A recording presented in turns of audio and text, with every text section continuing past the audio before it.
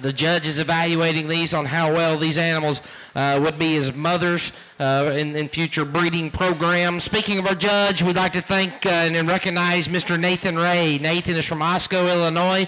He's a former tenured professor of animal science where he coached both junior and senior collegiate livestock judging teams.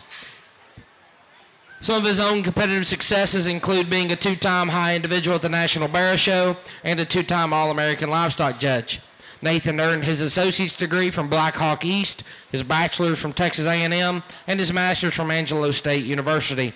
Alongside his wife Libby and children Olivia, Isabella, Brianna, Tatum, and Hank, he operates Ray Farms, managing a diverse operation of cattle and hogs. Folks, put your hands together for our judge today, Mr. Nathan Ray.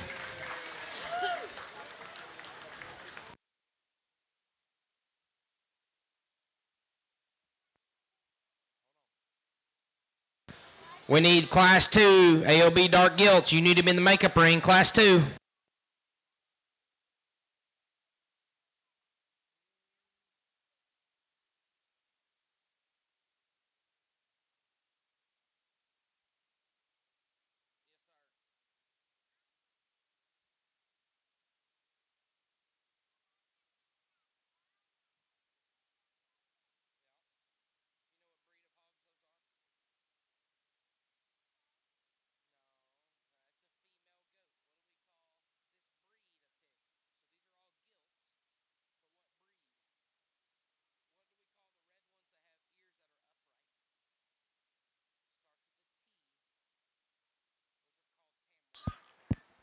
Just a outstanding way to start off the show here, and a couple females arise at the top, and certainly no slouch in third. To me, it becomes a pair in the top end, and certainly like the extra brood sow look and utility and function, underlying quality, and everything kind of fits.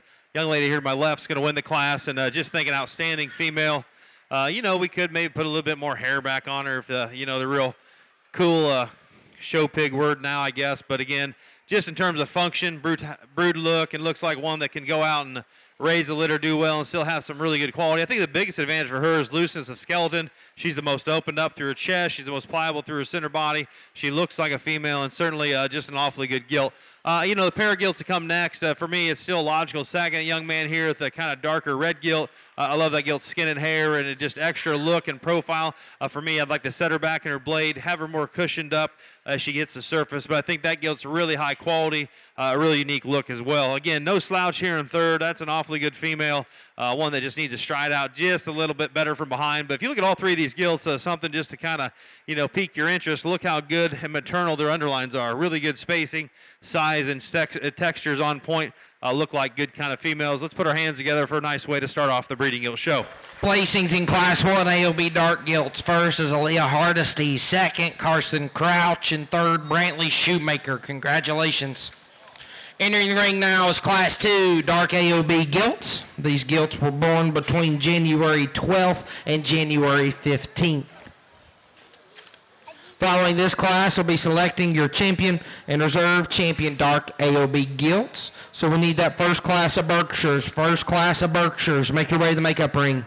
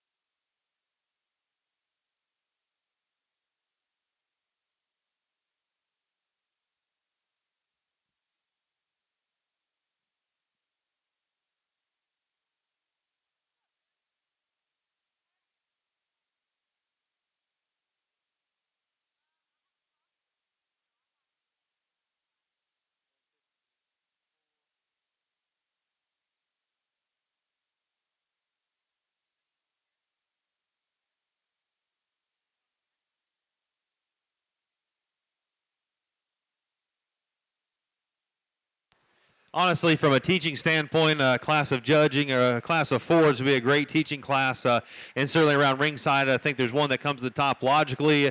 If you can't guess which one she is, it's the big, broody, stout one that still has enough muscle, power, and everything kind of matches. Sure, we'd like to maybe pick on her vulva size just a little bit, maybe refine or underline ever so slightly. That one's an easy class winner. Young lady here in front of me is going to have the class winner. Just an awfully good gilt to start the class. Fundamental and correctness and a cool color pattern certainly favors the gilt in second. She's the longest striding. She's the most flexible. She's a really high-headed, neat-looking gilt that still has some sway to her top and allows her hind leg to get out and travel extremely well. The problem is for me, she's not nearly as stout in her muzzle, and you look at the ground and her feet get a little bit more fragile as she hits the surface. But again, basics and fundamentals there. That gilt's awfully, awfully good. And in third and fourth, coming out and different what they offer. And certainly, from just a comparison standpoint, the gilt in third is a lot heavier structured. She's a lot heavier duty, just up through her muzzle and her front foot placement, just the stoutness she has compared to the gilt in second. For me, she's just not long enough in her rear stride. She gets tight in her ankle. She just doesn't go out and travel as well as that gilt in second or the gilt in first. The gilt that comes next in fourth, you really got to appreciate her length of body. That gilt's long and has some flexibility to her spine, really functional and fundamental out of her hip. Just gets a little bit tight, not quite as just balanced up in her overall look. But again, very nice class of darks here. Let's put our hands together for these young people. Placings in Class 2 AOB Dark Gilts. First was Mally Sipes. Second, Jackson Shoemaker. Third, Molly Decker. And fourth, in First Kentucky, was Lee Dowell. Congratulations. We're now selecting your champion, reserve champion AOB Dark Gilts. From Class 1, Aaliyah Hardesty.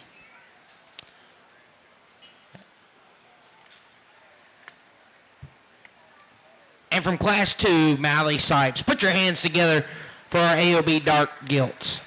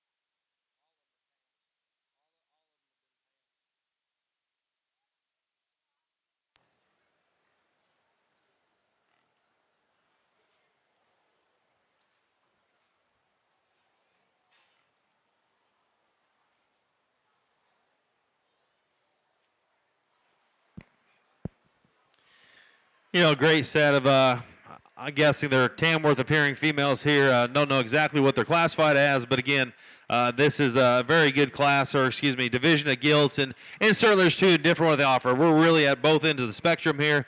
We've got one that's really functional, really fundamental, super sound and correct.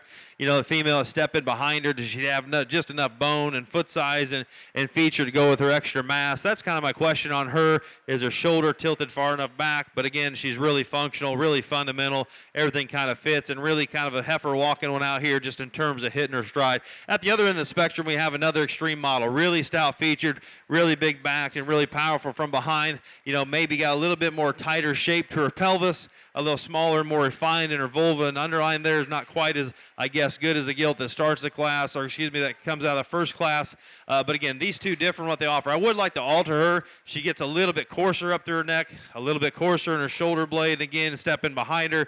She's got an awfully lot packing in there as she goes away. My biggest concern with her is her hind leg function. Is she just going to stay sound enough? Is she going to do what she needs to do in the next level? I don't know. That's kind of a question there. Those are both really high quality females. I'm going to take another minute here and go get you a champion.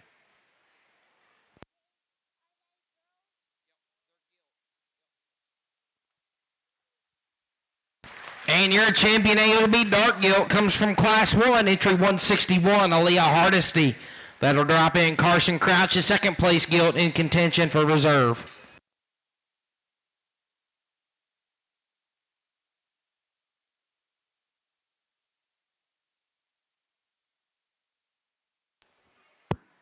We drop that second back in. I tell you what, high quality, good looking, has some neat things about her. Just gets overwhelmed out here compared to another one. Again, like some things about her. There's kind of a moose out here that just needs a few things altered. Very high quality, like to change her hind leg, move it ever so slightly. But this is one extreme good animal here. Young lady, you've got reserve. And your reserve AOB Dark Gilt comes from Class 2, entry 156, Mally Sipes. Congratulations.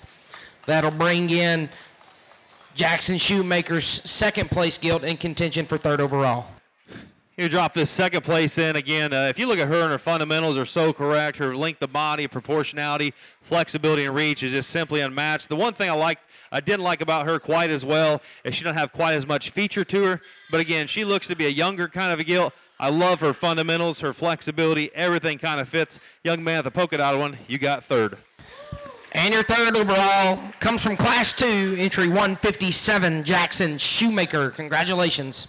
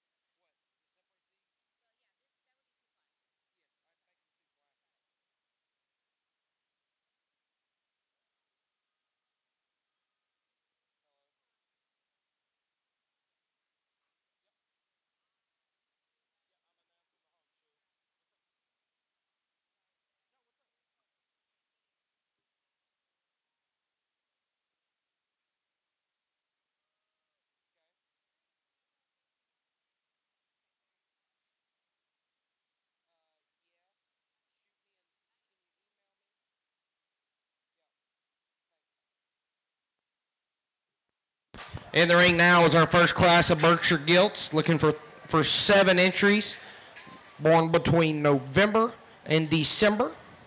We need Class 2 Berkshire Gilts. Class 2 Berkshire Gilts, make your way to the makeup ring.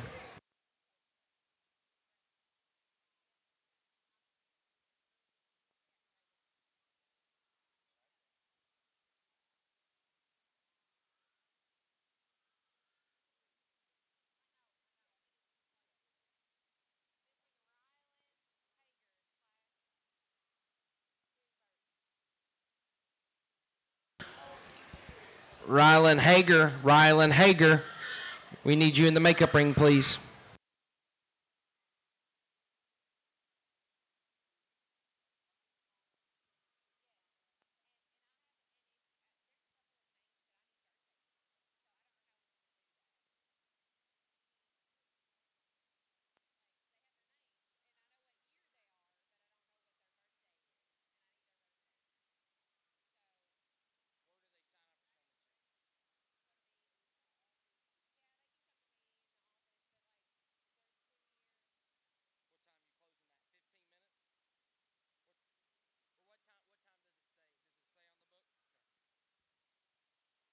Showmanship sign-ups will conclude at 4:45. You have around 30 minutes. If you have not yet signed up for showmanship, you can sign up for that in the swine office.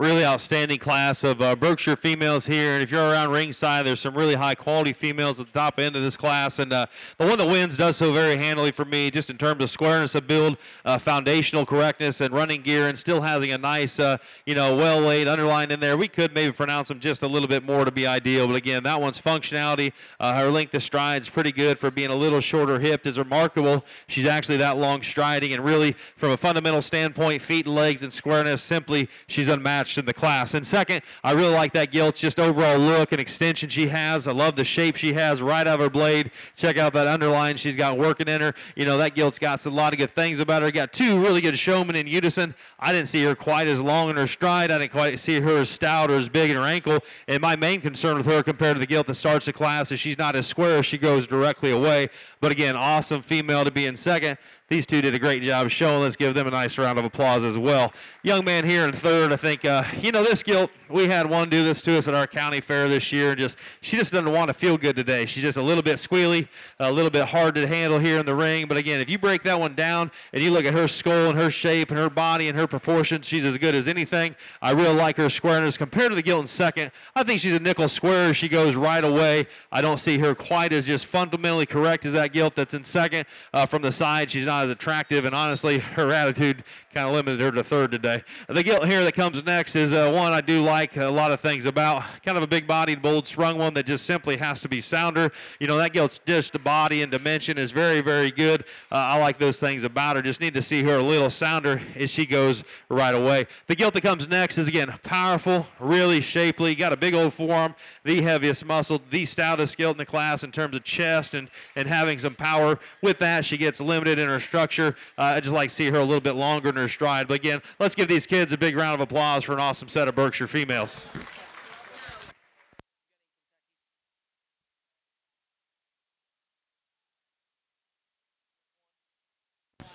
Placings in Class 1 Berkshire Gilts. First was Mitchell Webster. Second, Piper Wunderlich. Third and First Kentucky was Mason Rohr. Fourth, Kenton Burnett. Fifth, Ruby Atchison. Sixth, Chance Hager. Seventh, Maggie Grayson. Congratulations. Looking for 4 entries in Class 2, Judge. These were born between January 1st and January 2nd. We need Class 3 Berkshires. Class 3 Berkshires, make your way to the makeup ring. Only 2 entries in that class, and following that, we'll select your top 3 Berkshire Gilts. So first call, Class 1 Chesters. First call, Class 1 Chesters.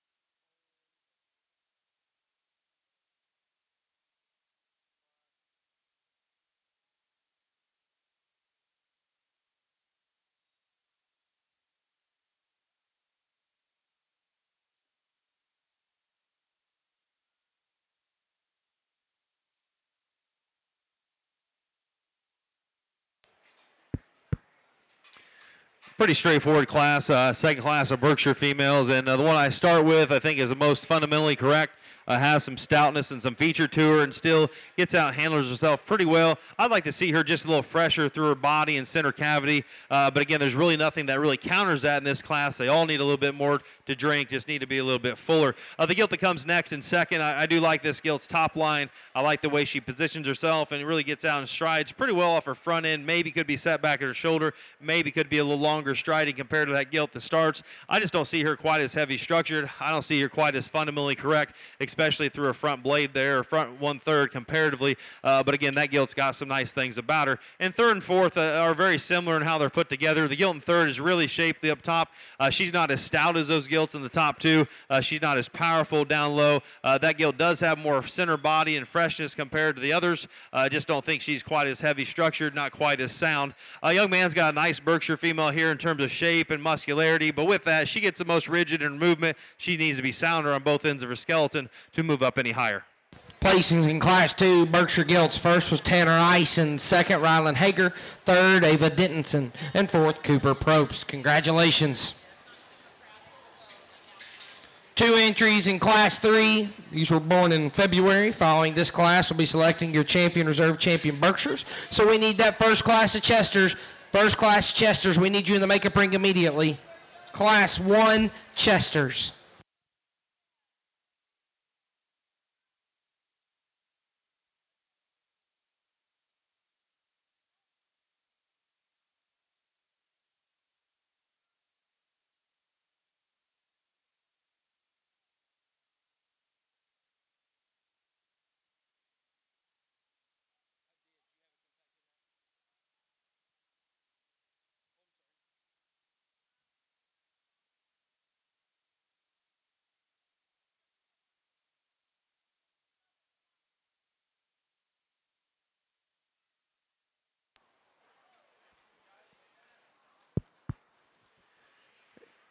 Nice double entry class here, and certainly have a really high quality female to start with. You know, the critics may say she could be set back in her shoulder. In a perfect world, I would agree. But again, just in terms of quality, rib shape, capacity, relatively being sound for that kind of power as well, I think she's got a lot more bone, a ratio of a muscle to bone ratio compared to that gilt that's going to be in second. I think she's cleaner in her hock joint. I think she's longer in her stride. I just think she's more comfortable in her overall balance and build. A young man here in second's got a great just big-bodied, bold-sprung, really got a good turn to her top. And you get inside this gilt, man, she's got lots of power, lots of capacity.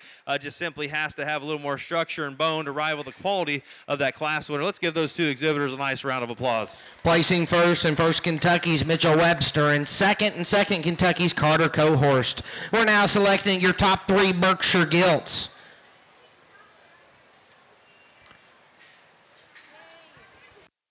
From Class 1, Mitchell Webster.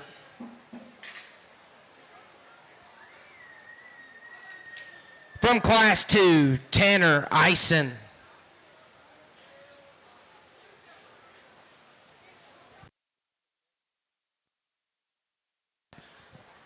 And from Class 3, Mitchell Webster. Put your hands together for these exhibitors. We need that first class of Chesters. First class Chesters, you need to be in the makeup ring immediately.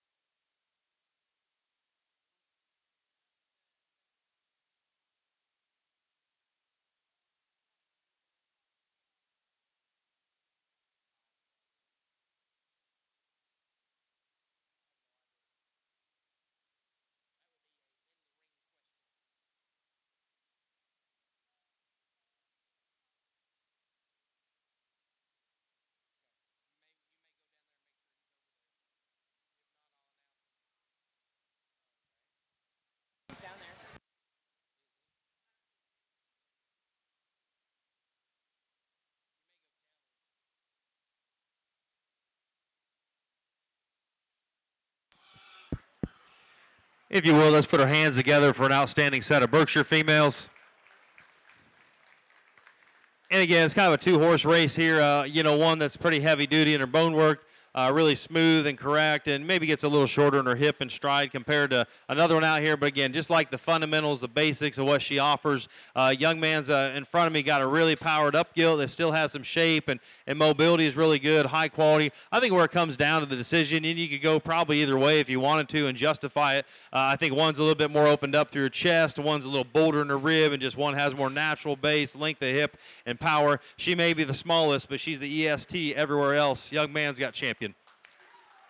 And congratulations, your champion Berkshire Gilt comes from class number 3, entry 04, Mitchell Webster. Congratulations, Mitchell. Put your hands together for him.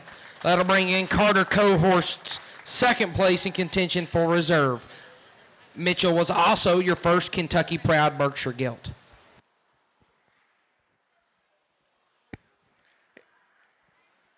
And like I said, that's a kind of a two-horse race, and it still is. Young lady's got a phenomenal gilt just in terms of having some bone, some substance. Ideally, I'd like to open her up just a little bit, lengthen her hip, and see her put down a little bit better from behind compared to the gilt that won. But she's still so much further ahead of the rest, and a very high-quality female. Young lady in front of me has got reserve. And reserve from Class 1, Mitchell Webster. Congratulations, entry 01. That'll drop in Piper Wunderlich, second place gilt in contention for third.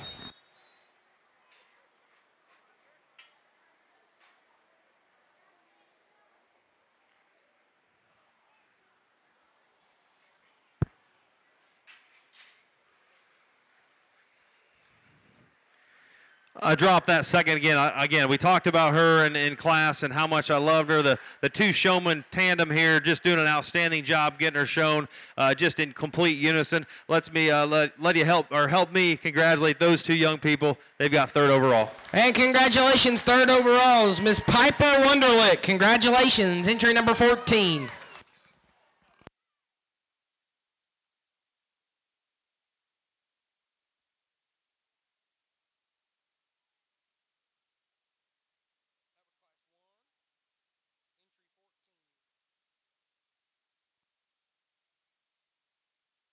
We're now showing for your reserve Berkshire Kentucky Proud Hog.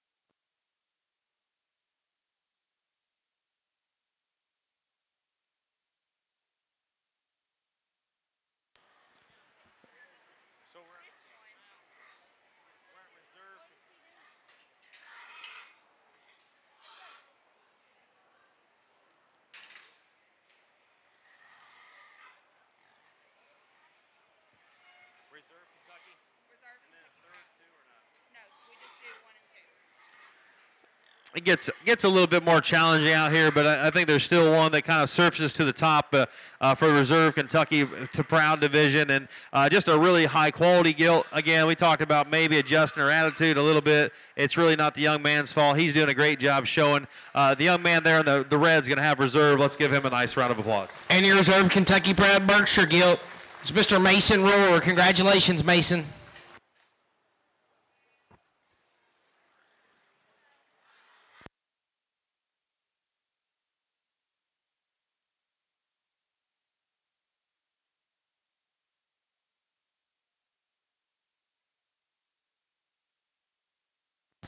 Entering the ring now is Class 1 Chester Gilts, looking for 5 entries born in December and in January.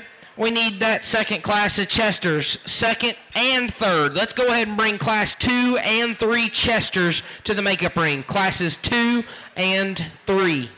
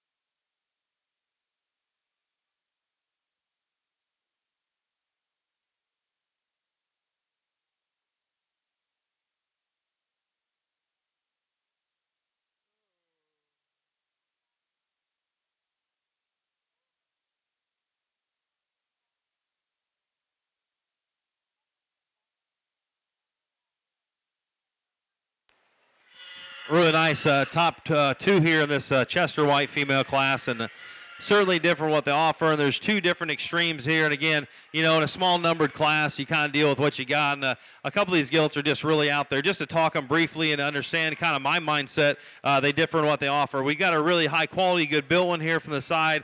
Maybe gets a little more fragile in her bone work. For me, the biggest concern is how she kind of funnels to her base from behind, and she's significantly frailer than the gilt over here to my right. The gilt to my right, you know, she's a half a step away from being elite. If she can just function and move a little bit sounder, you know, she's the one you win for fun with. And still, I like her extra power, her extra bulk, her extra muscle and mass, and still has some volume, looks relatively like a female. Sure, I'd like to loosen her up, but I still think she's the highest quality young man in the blue is going to start. And second, you know, again, a gilt I like a lot of things about, just need to step her a little square from behind, see her sit down a little bit bigger foundation. If you want to talk that pair, I'd listen to you. I just think the one that starts is so much more powerful and overwhelming. Bone, foot size, and just ultimately stoutness. The gilt here in third, again, lots of body, lots of depth, high quality underline, probably the highest quality female just in terms of size, spacing, and texture to her underline. Of vulva size and quality, again, is second to none we've seen so far. But with that, gets a little bit steep there, and the way her hock sets up straight gets a little harder to move there from behind comparatively. That gilt just needs to be balanced up a little bit better to move up any higher. Again, a big frame, long body kind of a gilt. Simply needs more body and rib to match her added frame size. That gilt does have some neat things about her. I like her squareness of skeleton. I like her stoutness. I like the way she goes away just in terms of her hip and squareness up high. Just need to see that gilt more functional all the way through. Placings in Class 1, Chester's first was Hayden Atcher, second Carson Crouch, third Molly Decker, and fourth Mackenzie Howard. Congratulations.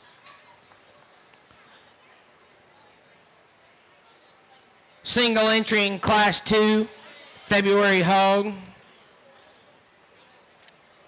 We'll have a single entry in Class 3. Following that, we'll select your champion reserve and third overall Chesters. So we need that first class of Durocs. Class 1 Durocs. Make your way to the makeup ring.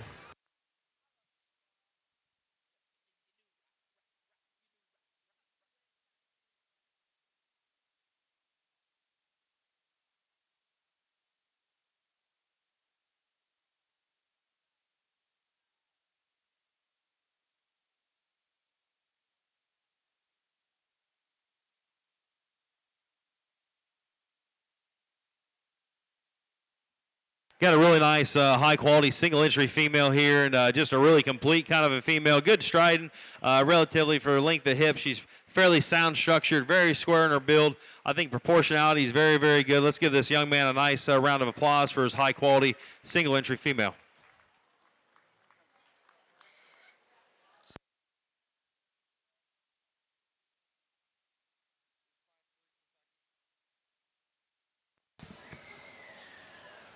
Congratulations, winning class number 2 is Colton Fitzpatrick. Single entry in Class 3, a March-born Chester Gilt.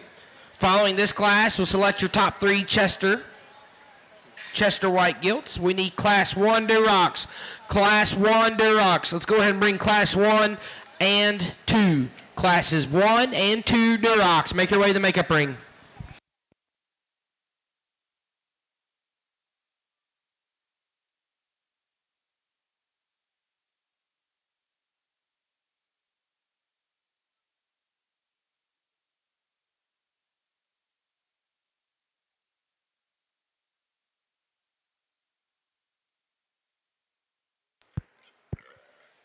Really nice single entry gilt here again. Young lady's doing a good job getting her to drive with a little bit of attitude the gilt has. She's doing a nice job keeping her head up and level and getting the most out of her gilt. Big bodied, bold sprung, really good in our hind leg. Could set her up in her pasterns just a little bit up front. But again, another single entry in this class, and I think we should give this young lady a nice round of applause for an outstanding gilt. Winning class number 3 is Miss Kennedy Evans. We're now selecting your top 3 Chester White Gilts. From Class 1, we have Hayden Atcher.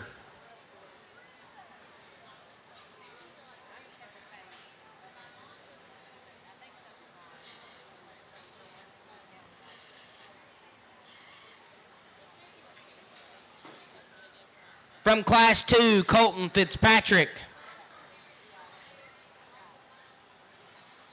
And from Class 3, Kennedy Evans. Put your hands together for these kiddos.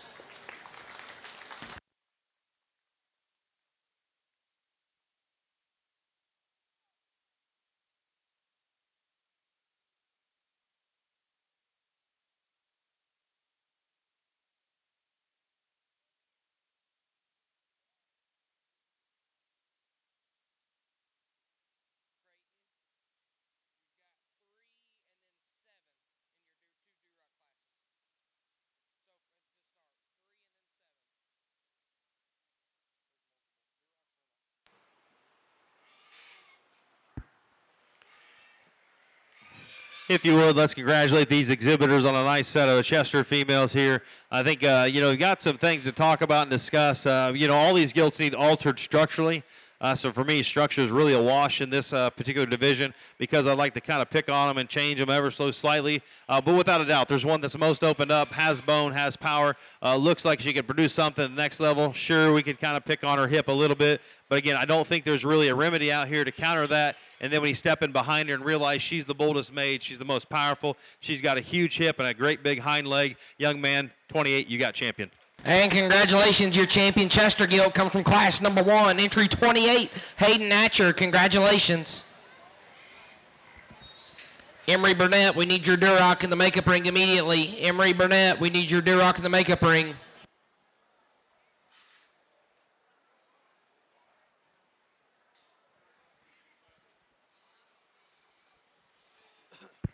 Again, you drop that second in, and you can make a case for her to kind of beat the champion if you want to, and I'd listen to it. Certainly a high-headed one that's got some function to her. Stepping in behind her comparatively, I'd call her acceptable for what's out here, but there's no doubt about it. She's the high-headed, square-built one that gets out and motors out here. A young man in the red shirt's got reserve.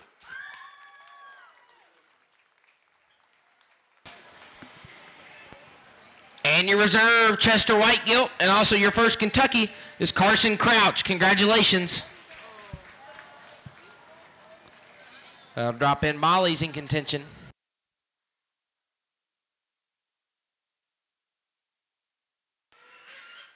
Drop in that third. Again, talked about her in class. Just need to alter her structurally from behind. To me, there's one out here that's really square built. She's borderline. If she's just a little bit sounder, a little bit more flexible, she could probably rival that top two.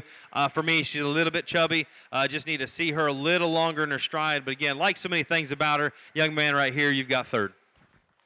And your third overall, Chester White Gilt, and your reserve, Kentucky, is Mr. Colton Fitzpatrick with entry 21. Congratulations, Colton.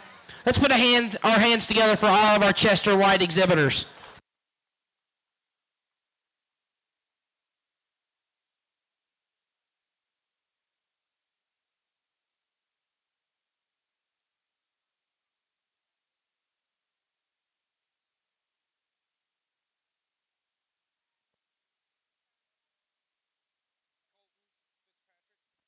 Entering the ring are 3 entries in our first class of Durocs. These were all born in December. We need Class 2 Durocs. Class 2 Durocs. We need you in the makeup ring.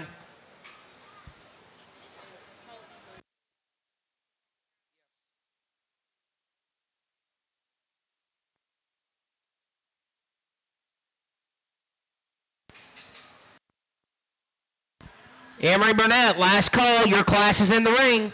She's a scratch. If you have any scratches, please go to the makeup ring and tell the officials there, please. If you have any scratches, please make sure you tell those people in the makeup ring.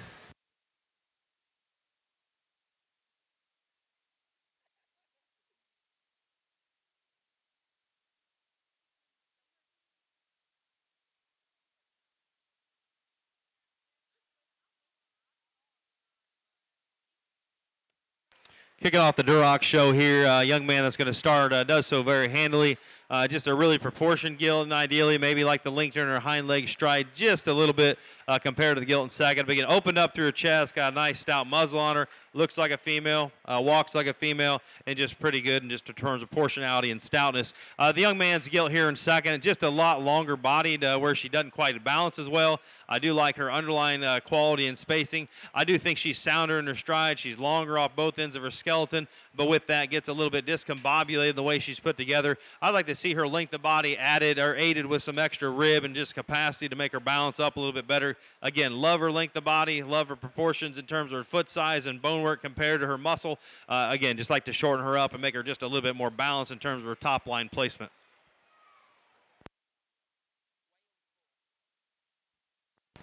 Placings in Class 1 Durox. First is Mitchell Webster. And second, First Kentucky's Jack Shepard. Congratulations. Looking for 7 entries in our second class of Durox. These are all born in early January.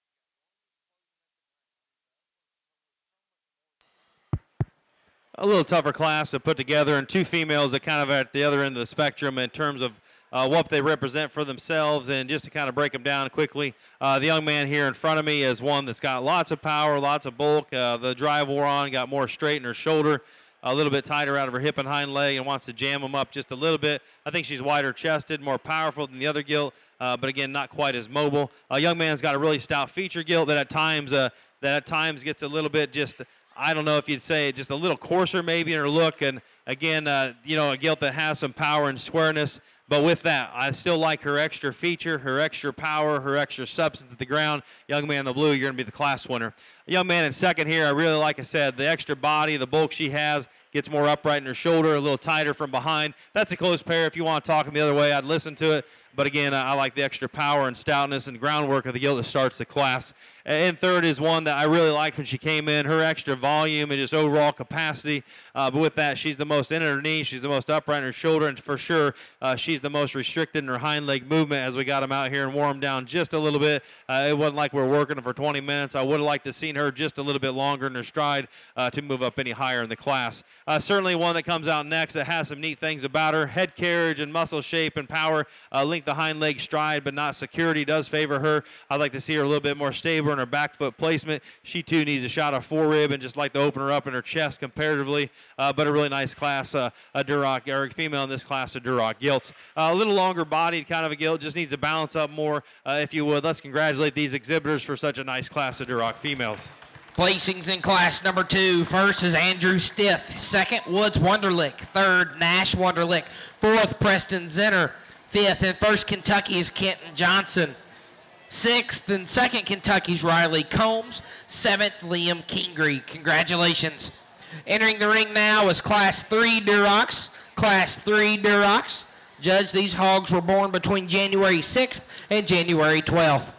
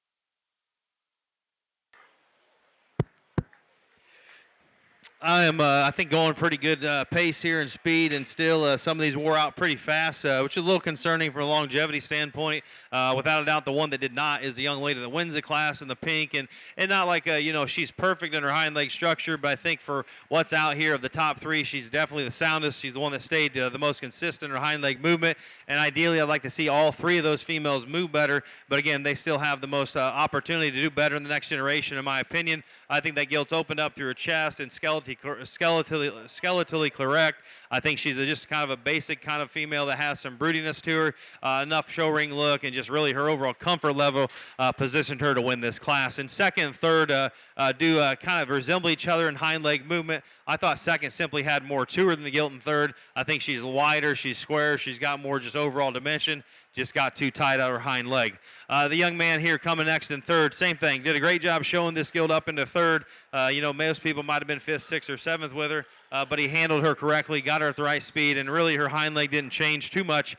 She just got the most restricted of those top three, and when you step in behind her, she's got the least amount of power and hind leg size. I think the young lady is a Gilt that comes next is one that does have some neat things about her. She's really square. She's really basic in her overall look and foundation correctness. I don't see her quite as loose in her spine, not quite as loose in her hind leg, wants to get stepping outside of herself, but a nice Gilt to be in fourth. Yes, she's kind of a problem child for me, I guess. The one that's the most quick in her skeletal maturity, read her through her head and her cannon. This Gilt gets the most tilted, I guess, up through her shoulder, and maybe just hind leg not quite as good in terms of flex and reach. But again, the young lady did as good as she could with this Gilt. She had her perfect pace and just kind of speed with this Gilt, but for me, just too quick in her skeletal maturity compared to those other Gilts. But again, great job, showmanship. Sixth, seventh, eighth down the line, big frame, long body Gilts just simply have to have more to them, more show ring appeal. Placings in Class 3 Durocs. First and First Kentucky's Molly Decker. Second and Second Kentucky's Kaiser Sutton. Third, Daniel Laurent. Fourth, Emily Hinton. Fifth, Madeline Strain. Sixth, Addison Hinton. Seventh, Oliver Gripsover. Eighth, Nathaniel Doyle. Congratulations. Entering the ring now is Class 4. Class 4 Duroc Gilts. These were born between January 16th and January 26th.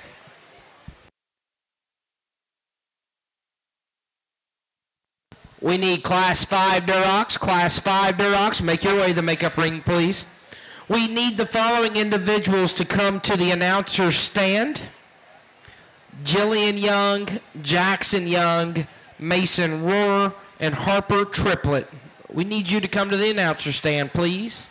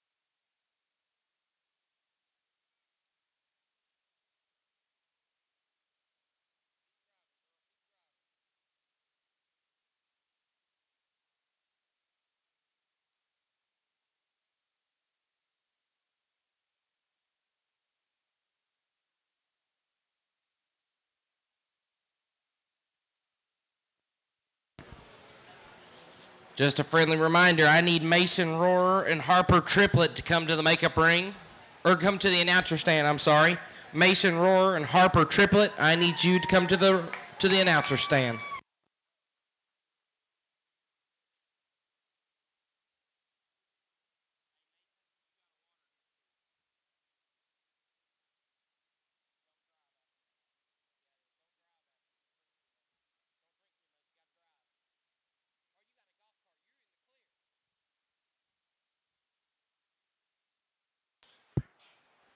A very interesting class of Duroc females to put together, and honestly, structure really does sort this class, and it's a hard one to put together just in terms there's not one that says, hey, I'm here to party, I'm here to win, and I'm here to show myself off. And really, the young lady that won the class did so by showing her gilt just in terms of squareness of build, functionality, hind leg placement. You know, she's not an EST. She's simply the soundest, the best balance. She's the one that puts the most together. Young ladies, drive that gilt and show them what I'm talking about. I think this gilt's just really put together, square and fundamentally correct. Sure, you give her a drink of water, and man, she really gets good. But if you study her through the base of her chest, she's the opened up one. She's the wide made one. She's the big bladed, soft centered one there through her four-rib and flank. Maybe just throw her up in her flank a little bit, but I'm talking about four-rib shape and forearm shape. She's the stoutest. She's got more than this gilt does just in forearm and blade. She's not as fat. She's not as full as that one. She's not as outside of her skeleton, apparently, accordingly compared to that gilt in second. And sure, the gilt in second's got a little bit more on her just in terms of flesh and overall power and stoutness. She's stepping behind this gilt. She's overwhelmingly stouter, just more to her. She simply gets too much rigidness in her shoulder. She gets too outside herself from behind. She simply doesn't handle herself quite as well. But on the other end of the spectrum here, the young man that comes next in third, it does have a sounder, easier moving kind of gilt, but with that gets a little bit softer there in her feet. She's not quite as balanced, but again, she's the long striding gilt of the final part of the class here, and then certainly just a lot of good things about her. The gilt that comes next, again, I like how this young man shows and does a great job. This gilt just got too tight in her entire skeleton for me. She really wants to push up in her shoulder, get tight out of her hip and hind leg, and really she's the most powerful up top. I'd like to see more power down in her bone work to get her any higher in this class. Young man did, again, outstanding job driving this gilt. Just simply has to be longer in her stride from behind. She gets too straight in her hip and hind leg there, how she's put together. But again, really did a great job showing that gilt. Let's give these folks a nice round of applause in this really unique set of Duroc gilts. Placings in class number 4. First was Hayden Turner. Second and First Kentucky's Brooke Montgomery. Third and Second Kentucky Shane Howard. Fourth, Wyatt Stump. Fifth, Brooke Montgomery. Sixth, Kenton Johnson. Seventh, Claire Dutton. Eighth, Logan Vowett. Congratulations. Entering the ring now is Class 5 Duroc gilts. These are all born in early February.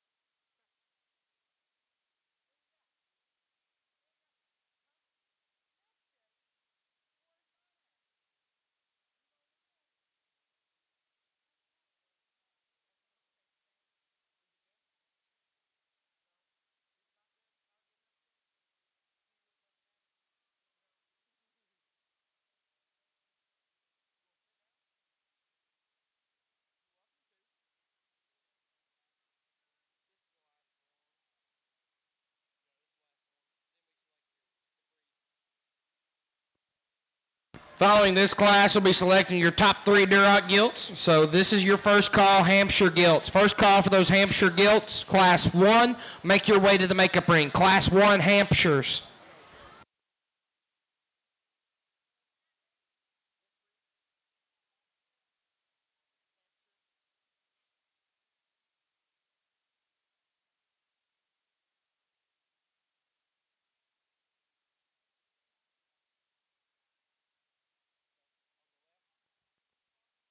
If you are missing a Duroc Gilt, there is a free roaming Duroc Gilt onto the left of the announcer stand behind the pin backs.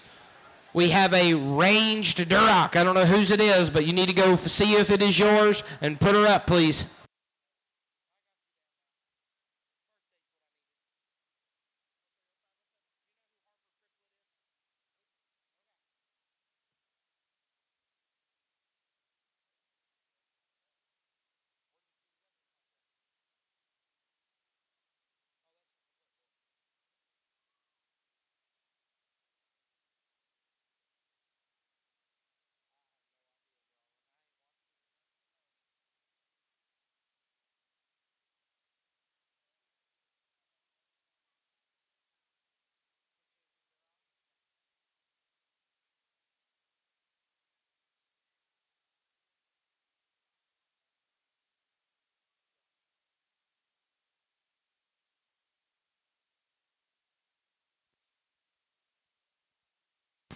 Final call, Class 1 Hampshires. Class 1 Hampshires, we need you in the makeup ring.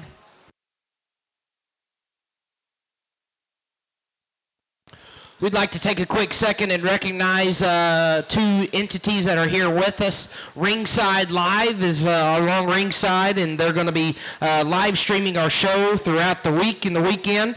So if you have a loved one at home that can't make it to be with their exhibitor, you can go online to ringsidelive.co or go onto the YouTube channel and live stream and watch all of the action here at the Kentucky State Fair. Next Level Imaging is also here taking pictures of your precious moments throughout the week. So exhibitors and family, be sure to go check out Next Level Imaging's website following the State Fair to see all of the pictures from this week. Let's give both of those entities a round of applause and thank them for being here capturing our moments this year.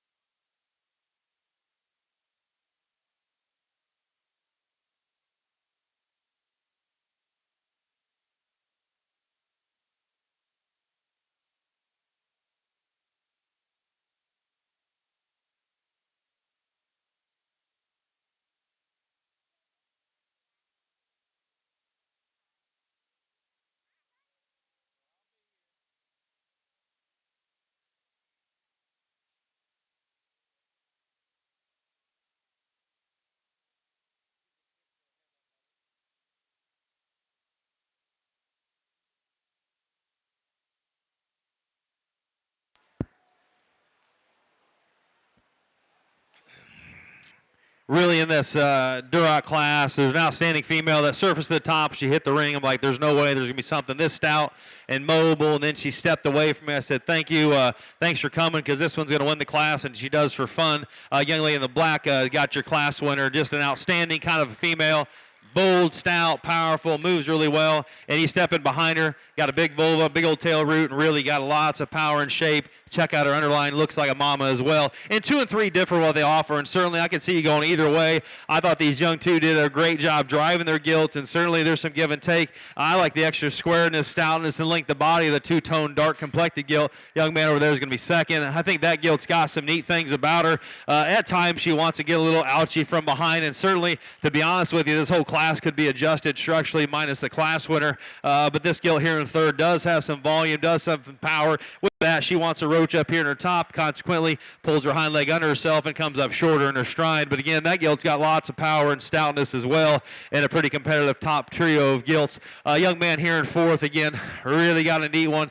I like some things about this one. She steps out to you, and that gilt's got a big old mug, stout chest floor, lots of power and shape, big forearm, lots of crease down her back. With that, she comes up the shortest in her stride. You check her out from behind. That gilt's got lots of power and shape. I'd like to see her a little bit more in check as she goes right away compared to those gilts ahead of her. Young man here in fifth, again, got a nice gilt. Lots of good things about her too. Long-bodied, deep kind of gilt. Big kind of rib cage in her, and simply you get in behind that gilt, just not quite as much to her down low. She gets a little stilty in her hind leg. Check out her vulva placement and her teat placement as well. Really high quality just in the basic build of the gilts. Just vulva and underline really got a lot of good things about her. 6, 7, and 8 kind of different what they offer. Get a little bit framey there, and honestly structure really sorted a lot of this class, but young man's got one here that's nice. Just like to open her up and pry her apart, give her more stoutness. Young man here just needs more natural bulk. And again, just to kind of talk about the gilt that ends the class, I mean, from the side, she's probably as good as anything. Just need to see her pack on more groceries and get a little bit bigger and stouter and fuller. But from a skeletal standpoint, she's probably as good as any. Let's give these kids a nice round of applause for an outstanding Duroc class.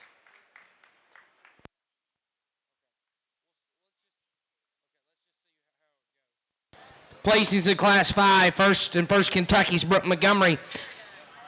Second is Evan Cotton. Third and second Kentucky's Colton Fitzpatrick. Fourth, Chance Hager. Fifth, Wyatt Moore. Sixth, Nash Wonderlick. Seventh, Nathaniel Doyle. Eighth, Brantley Shoemaker. Congratulations. We're now showing for your top 3 Duroc gilts. From Class 1, Mitchell Webster. Put your hands together for each of these individuals as their names are called. From Class 2, Andrew Stith.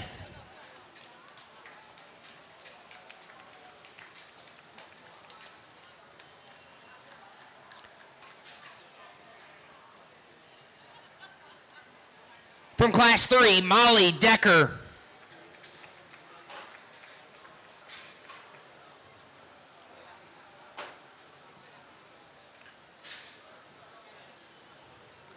From Class 4, Hayden Turner.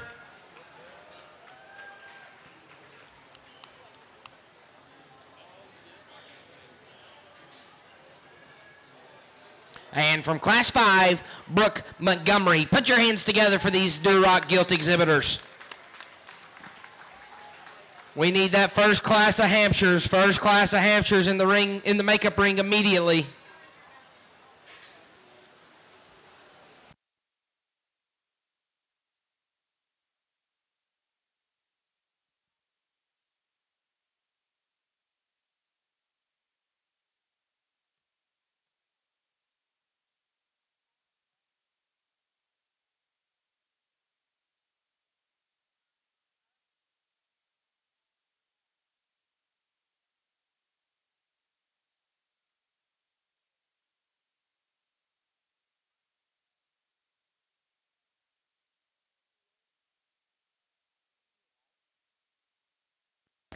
I need Harper Triplet, or a parent guardian of Harper Triplet that knows her date of birth, to come to the announcer stand. Harper Triplet.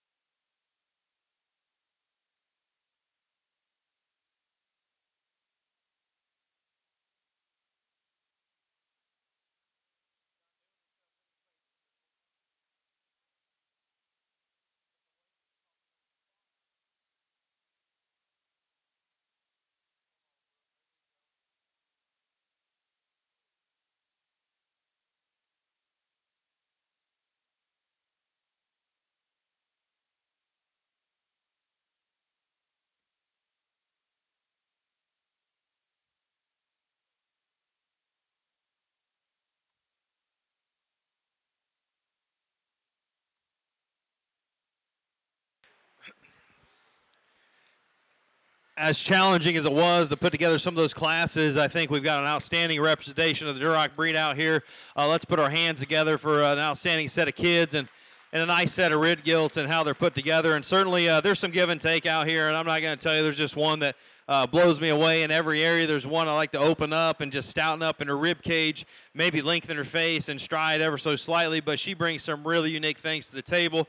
There's another one that's just cute enough and just stout enough and just kind of powerful enough, and maybe not, coming out here and showing herself off the best, but to me it became down to that pair of gilts, and there's give and take. Like I said, you could switch the pair if you want to. I still think one looks like a female and says, hey, I'm a brood sow. I've got enough look. I'm really powerful from behind, and got a great set of just underlying in her. Vulva's good. She didn't show quite as good out here. I still think she's the best one. Young lady, you got champion. And congratulations, your champion Duroc Gilt. Entry number 33, Brooke Montgomery. She will also be your champion Kentucky Proud Duroc Gilt. Congratulations, Brooke. That'll drop in Evan Cotton, second place Gilt in contention for reserve.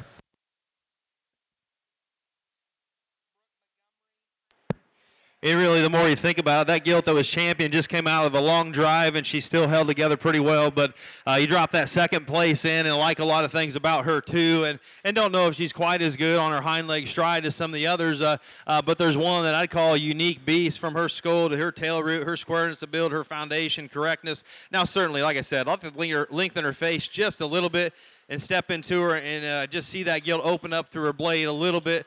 More down through her rib cage. But I tell you what, that is a stout mug. That's a huge tail, and that's a big set of bones and a functional package. Young man right here's got reserve. And your reserve Duroc Gilt comes from class number 2, entry 58, Andrew Steth. Congratulations, Andrew. That'll bring in Woods Wonderlicks, entry 71 in contention.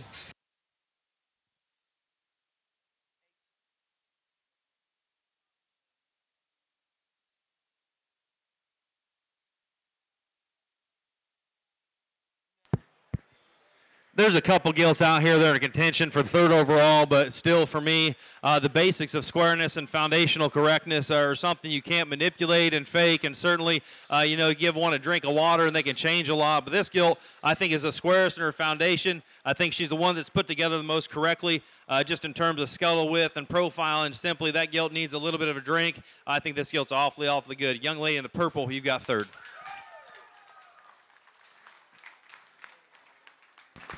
And congratulations, your third overall comes from class 4, entry 44, Hayden Turner. Congratulations.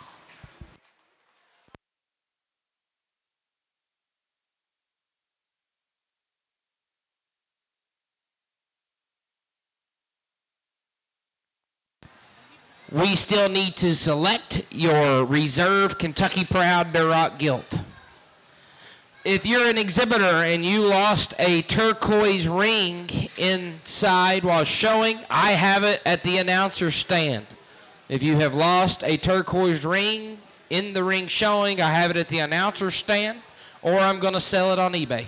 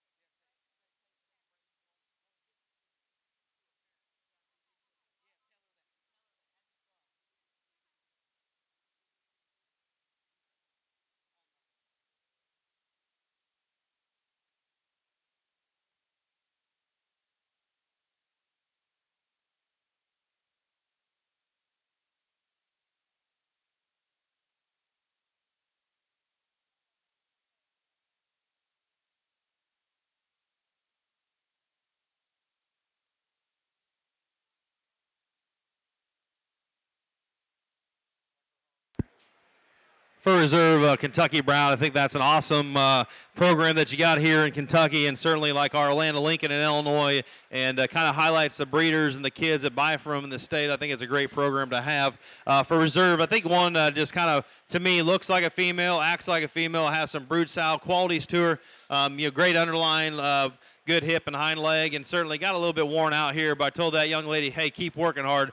Young lady here in the pink, she's got Reserve. And the Reserve is entry 61, Molly Decker. Congratulations, Molly. Let's put our hands together for all of our Duroc Gilt exhibitors. What a nice set of Durocs this year. We need Class 1 and Class 2 Hampshires. Class 1 and Class 2 Hampshires, you need to be in the makeup ring, so all Hampshire Gilts.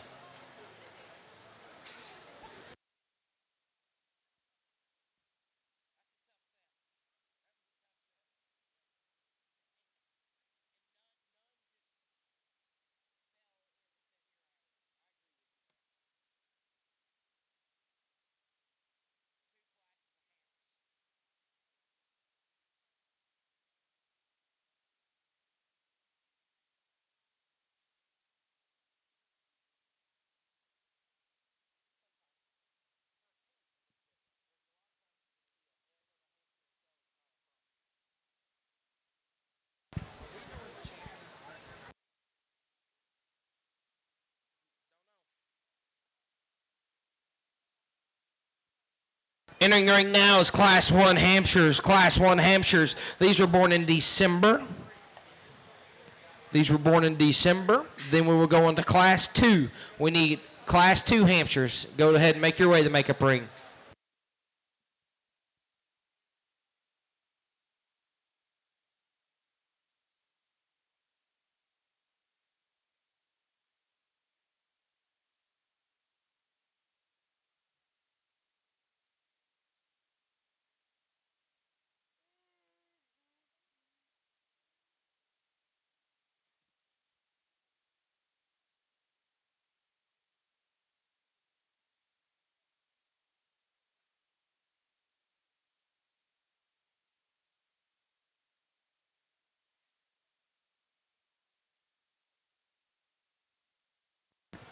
Harper Triplet. I need Harper Triplet or a parent or guardian to come to the announcer stand immediately. Harper Triplet.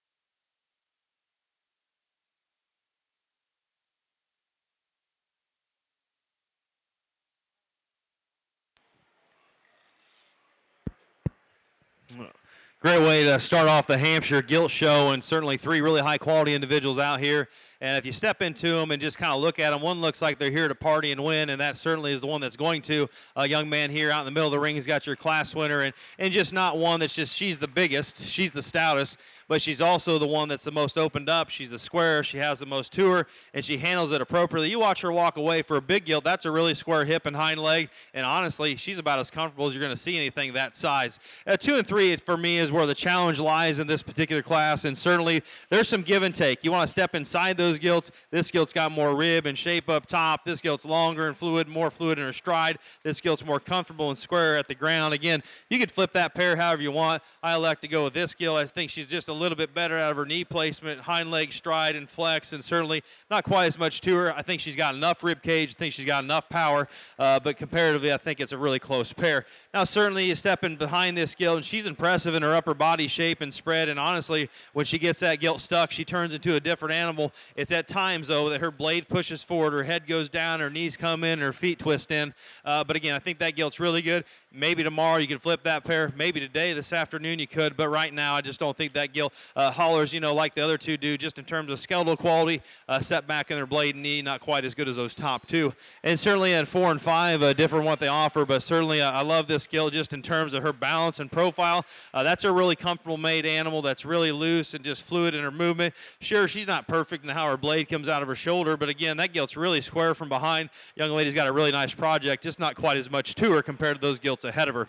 Again, the young lady's got a really nice project here, and certainly one that has some chest floor and length of body compared to those other gilts. She's not as stout in her muzzle. She's not as just bold down low, but my biggest concern for her, she's the coarsest in her underline and really not too many functional teats on that gilt compared to those other gilts ahead of her.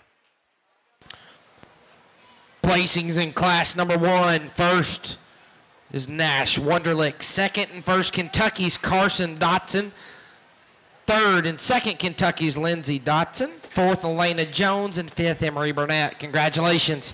Entering the ring now is Class 2 Hampshire Gilts. These were born between January 6th and January 20th. Following this class, we'll select your champion, reserve, and third overall Hampshire Gilts. So we need Class 1 and 2 Herefords. Class 1 and 2 Herefords. Make your way to the makeup ring.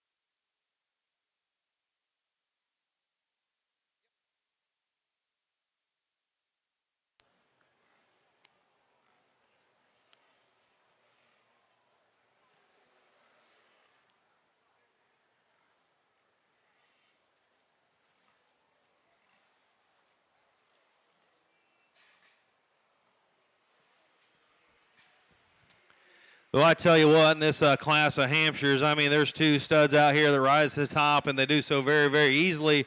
Regardless of which way you want to go, I listen to the argument, but I think to me there's one that's a notch squarer coming to you. I think there's one that's a notch squarer going away, and definitely one that's fresher in her skin and hair. But again, these are two powerful, elite kind of females, and just offer so many good things to what this breed struggles with. Just in terms of comfortability, hind leg flex and stretch, I think these gilts are awfully, awfully good. The squarer option that's more unique in the way she comes out of her hip and heads to the ground is definitely this gilt right here. This young man's going to win the class. But again, that's an awfully, awfully good one. He beats in second. But again, I like that gilt a great deal. I love this gilt from the profile. She's a nickel shorter bodied, bolder in her rib, and just more proportional than the gilt that starts the class. The problem is for me, she gets a little bit coarse there. Got a little bit of stuff working on her top line. But the biggest advantage, I think, is when that gilt goes away, she's not as true and square down to the ground. But, I mean, that's a top pair of gilts. That's awfully, awfully good. You could talk them either way, and I wouldn't get too mad about it.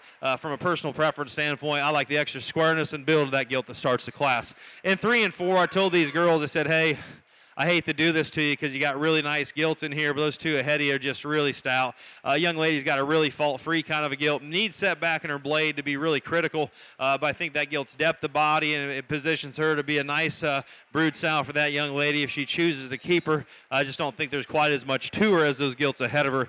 Really shaped up kind of a gilt that comes next. Simply needs to be a little bit better at the ground. She's not as big in her structure. She's not as tall in her front end, but a nice gilt and a really top-end class of Hampshire females. Placings in Class 2, Hampshire's first and first Kentucky's Oliver Gripsover. Second and second Kentucky's Amelia Gripsover. Third, Jordan Gosney. And fourth, Claire Dutton. Congratulations. We're now selecting your top 3 Hampshire gilts. From class number 1, Nash Wunderlich.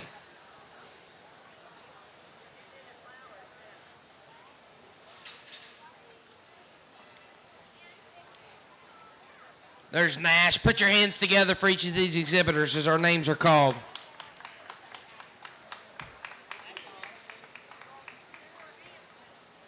And from class number 2, Oliver Gripsover. Folks, what a nice set of gilts. We need those Herefords, Hereford class 1 and Hereford class 2. Make your way to the makeup ring.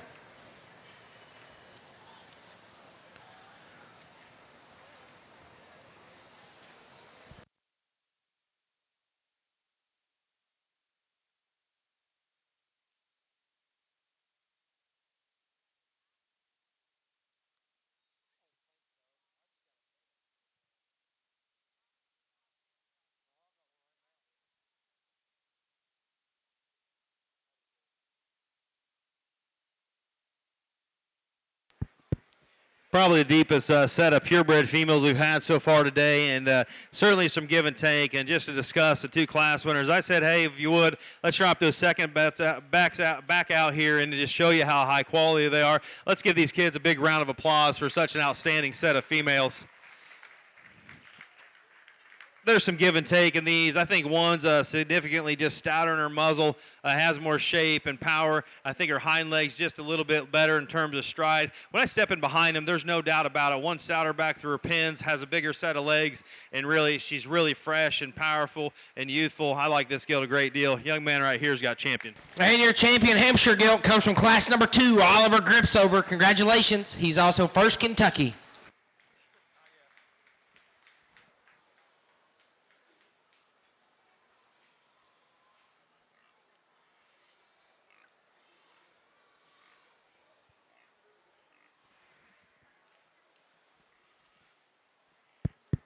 We used to raise a lot of Hampshires, and here lately we've kind of struck out with just finding stuff, but the top trio or 4 gilts in this breed are really to get you kind of fired up to check out what they're out of after the show and see if they'd maybe part with one of them. Maybe not, I wouldn't. But again, we dropped that second in. Just what an outstanding female. You can flip that pair, but again, what I talked about and discussed, those things are, I think, very just splitting hairs, and the heavyweight gilt we like a lot of the good things about. But I tell you what, I've raised a lot of pigs in a long time, and just seeing purebred females that are that stout, that powerful, and really, honestly, when they came to me in class, they looked almost identical. Young lady here's got reserve.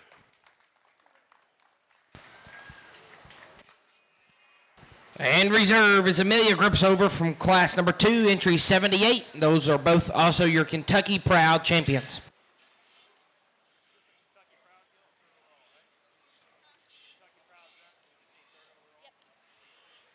Drop that one in again. Like that gilt a great deal, but there's one just brings a lot to the table, and certainly compared to those gilts that I used, I'd like to see her just set back in her blade, see her have a little bit more natural spread and power from behind for her size. But again, I still think this female is awfully good. Young man right here in the teal shirt's got third. And third overall is entry number 85 from class number 1, Nash Wunderlich. Congratulations.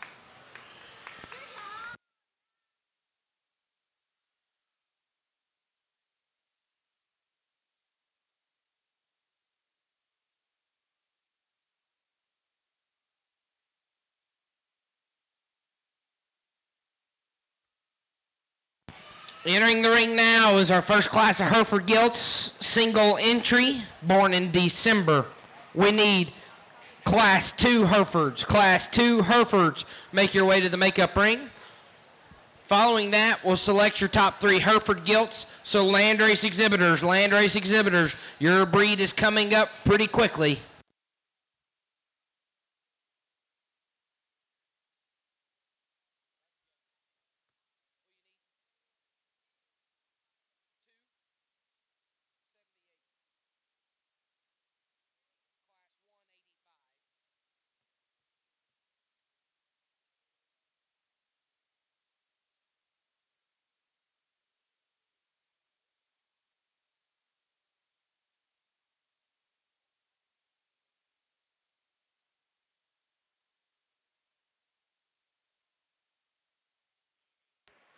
I've got 5 kids, and at times, I try to have a lot of fun with them. And I told this young man, I like the shirt.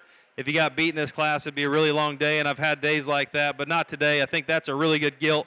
If you look at her just in her proportions and how she's put together, that's a really good Hereford gilt. Let's give that young man a nice round of applause for an outstanding female. Congratulations to Rylan Hager, winning class number 1 Herefords. Entering the ring now, Class 2 Hereford Gilts. Class 2, these were born in January and February.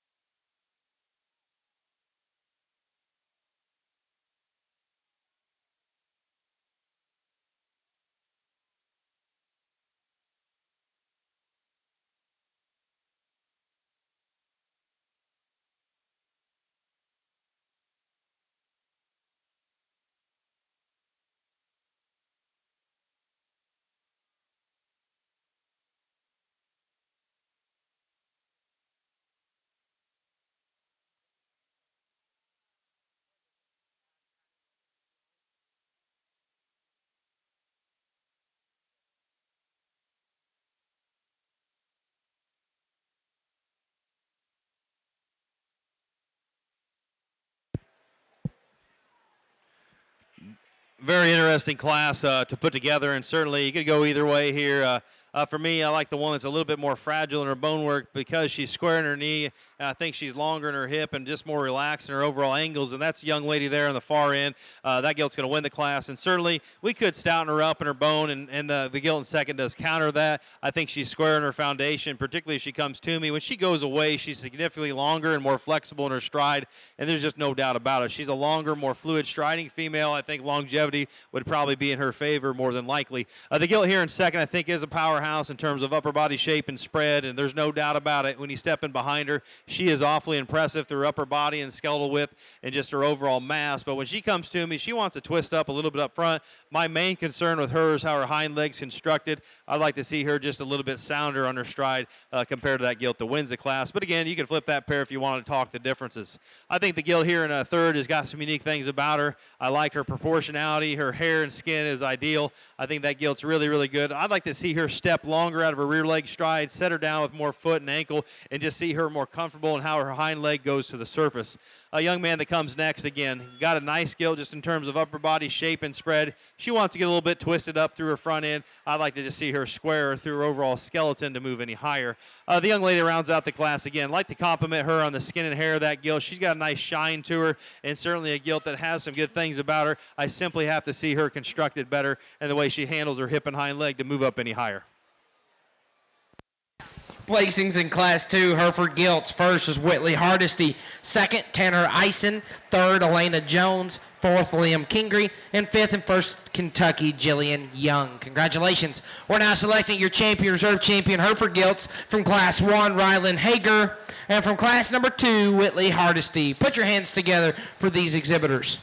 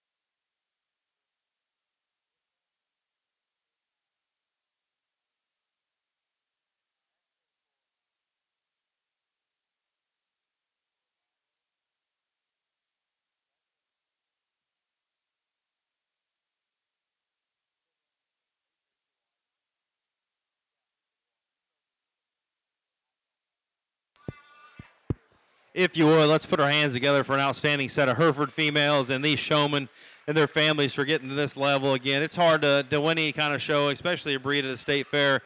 Certainly these gilts different what they offer. The young man's got a really stout muscled gilt, gets a little bit shorter in her hip and maybe a little more terminal in her hind leg set, and vulva placement's a little bit scary from a female standpoint. But again, like that gilt shape, like her spread, love her how she goes away, that hind leg stoutness and squareness.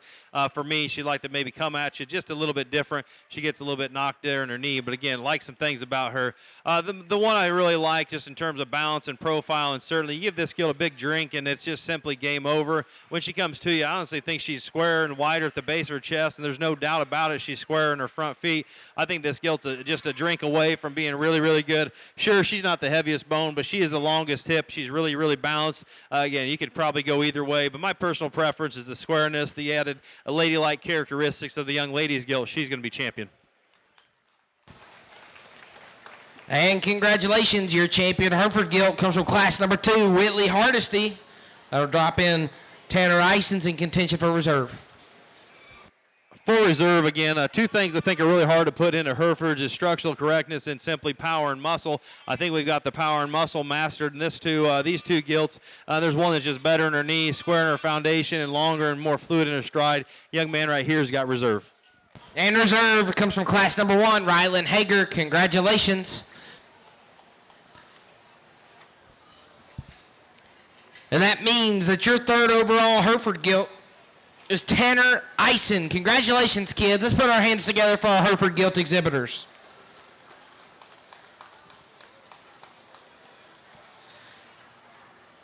Entering the ring now is Class 1 Landrace Gilts, single entry, born January 20th.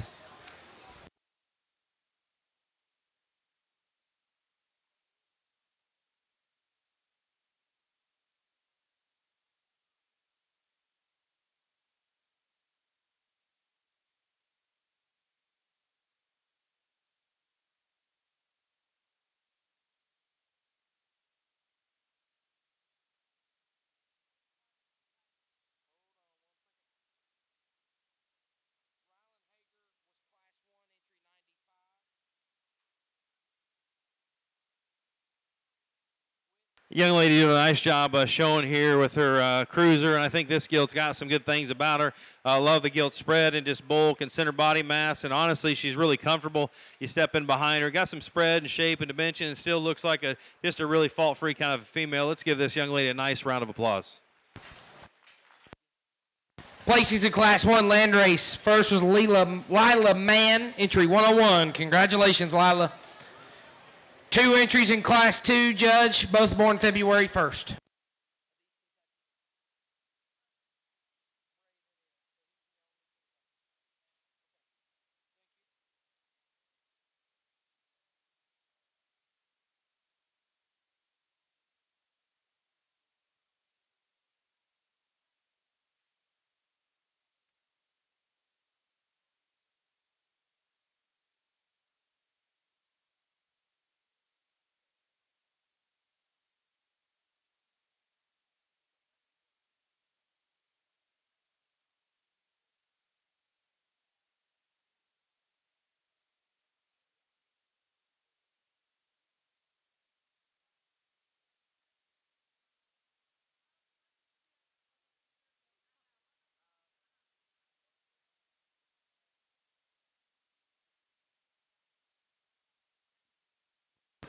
Ava Moore and Benton Mann. Would you come to the announcer stand, please?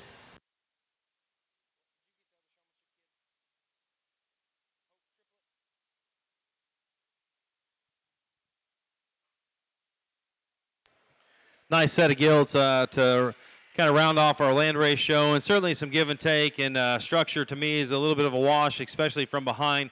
There's one that just has more bulk, more power, more stoutness. Again, like to change both those gilts hind legs. One's a little bit longer necked, one's just a little bit stouter everywhere. Young man here in the blue shirt is going to start the class, and certainly the one in second, like I said, like her extra length of body, her neck set. When you step into her, she's a lot flatter. She's not as big bone. She's not as stout in her structure.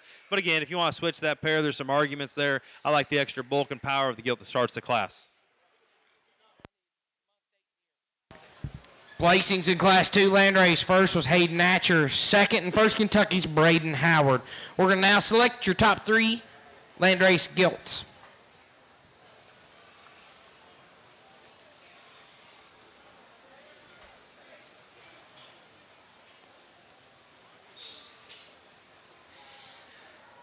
We need both of those Poland China gilts. We need both of those Poland China gilts to make your way to the makeup ring, please. Poland China gilts.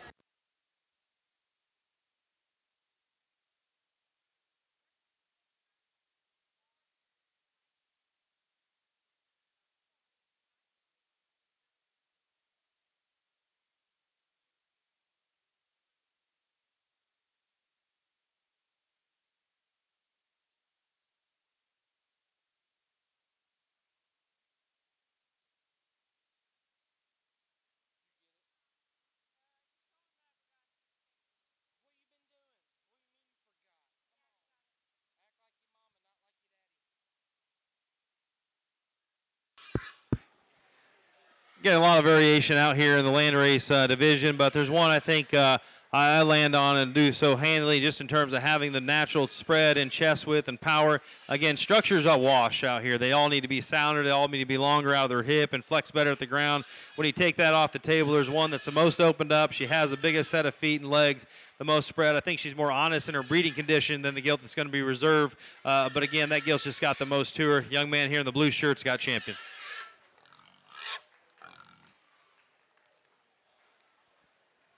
It probably gets a little bit closer for reserve if you really want to get down to it, but there's a gilt that looks more like the class winner, the division winner.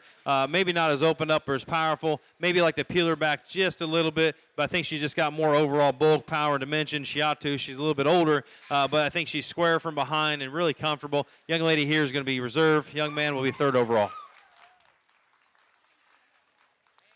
And congratulations, your champion Landrace gilt comes from class number 2, entry 98, Hayden Atcher. And your reserve Landrace gilt comes from class number 1, entry 101, Lila Mann. And third overall from class 2, entry 99, Braden Howard. Congratulations.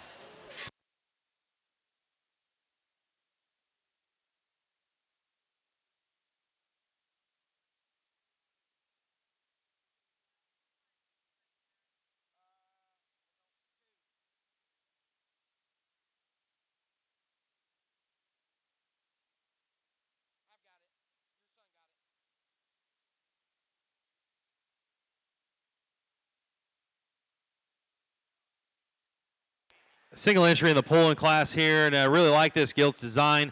I love the way she's put together in top line. Young lady's doing a great job controlling that gilt, about the right pace and speed, and certainly got a great gilt to be a project here in Kentucky. If you would, let's give that young lady a nice round of applause. Congratulations, winning class number 1, entry 105, Lakeland Shoemaker. Entering the ring, single entry Poland China gilt, born in February. We need the first class of spots. First class of spots. Come to the makeup ring immediately.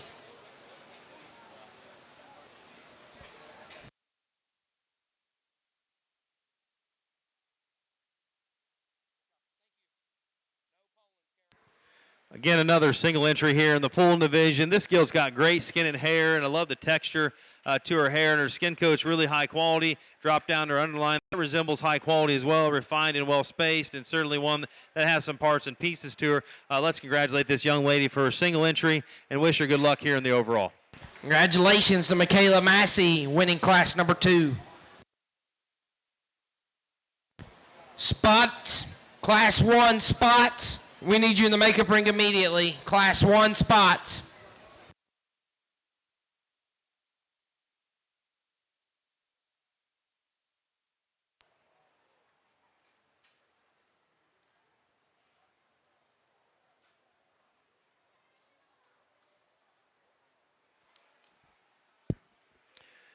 Here in the overall pulling division, for me, there's just one that's simply more comfortable. Handles her hip and hind leg better. She handles her front end better. And simply when he asks to move, she does not hesitate. I think the other Gilt's got some really neat things about her. Just like to set her back on her shoulder and see her more comfortable in here.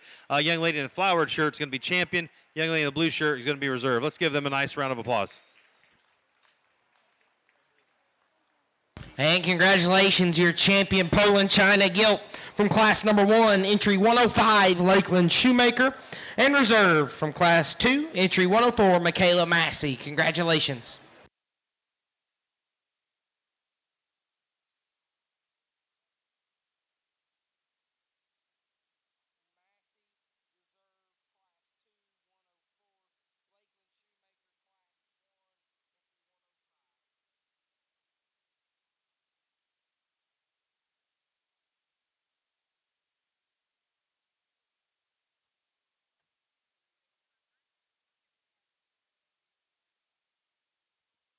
Entering the ring now is Class 1 spots, looking for 4 entries, born in December. We need Class 2 spots. Class 2 spots. Make your way to the makeup ring.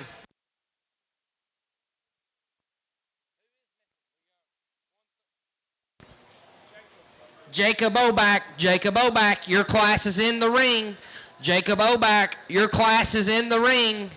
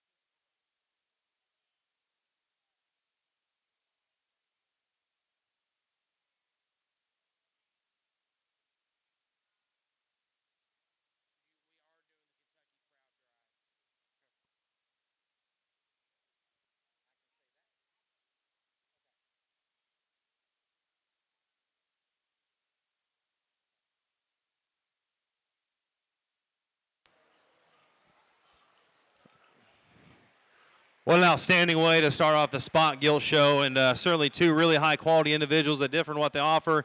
And there's no doubt about it, the Gilt that's going to start the class is square in her chest and knee and rib and just has more total volume up top. He's stepping behind her. The Gilt in second does kind of rival that squareness and power, but it's non-negotiable when they come at you. The young man here is going to start the class, and that Gilt's just truly more opened up.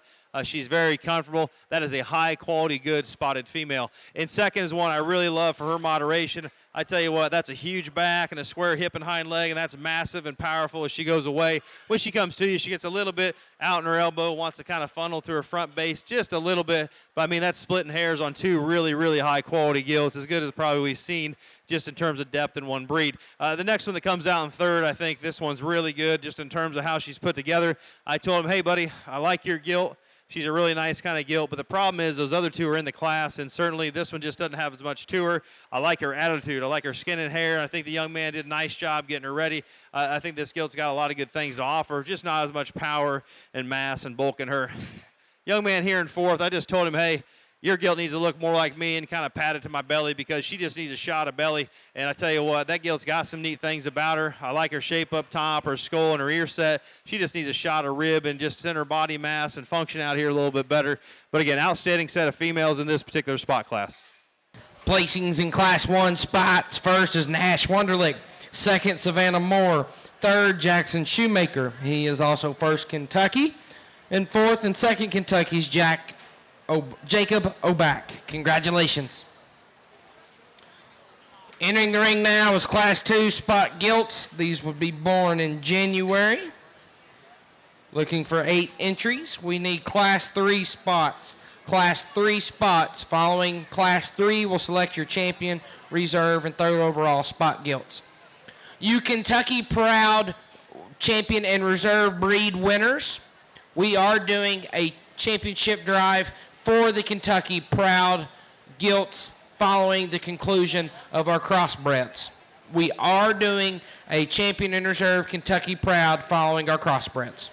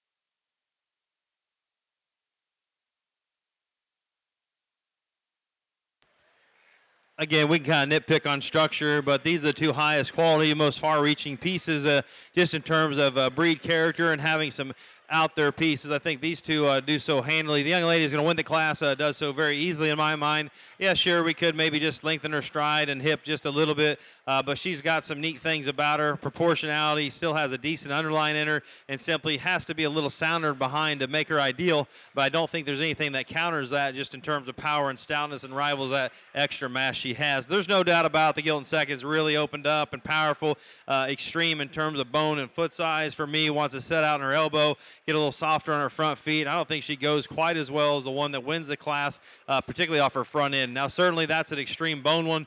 To me, getting a little coarse there and rounder how she's constructed. There's some neat things to talk about that pair, but I think those are really extreme, far-reaching gilts. You step in right behind them, there's no doubt about the one that wins the class is way more opened up the top of her blade and throughout her top line. The young man here in third, I really like some things about his gilt. Lots of shape and power and dimension. Without a doubt, she's the frailest of the top three. She's probably the most honest in terms of her breeding condition as well. I don't see her quite as comfortable just in her hind leg stretch and stoutness there comparatively. That gilt's got some neat things about her. Just like to see her structure stoutened up to compete with those overwhelmingly powerful females that start the class. And fourth is a gilt I really like just in terms of stoutness and power. Lots of shape, lots of dimension.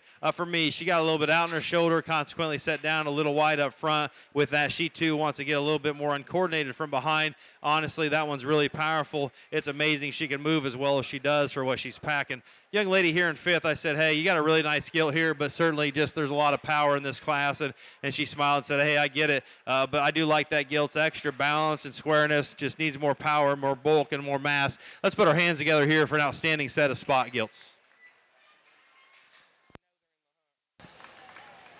Placings in class number 2. First Kentucky's Ruby Atchison. Second, Jillian Young. Third, Joseph Paul. Fourth, Carson Crouch. Fifth and second, Kentucky's Angel Ray Bates. Sixth, Nathaniel Doyle. Seventh, Brantley Shoemaker. Eighth, Jackson Shoemaker. Congratulations. 3 entries in class 3 spotted gilts. These would be born between February 1st and February 11th. Following this class, we'll select your top 3 spot gilts. So let's get class 1 Yorkshires and class 2 Yorkshires. Classes 1 and 2 Yorkshires. Make your way to the makeup ring, please.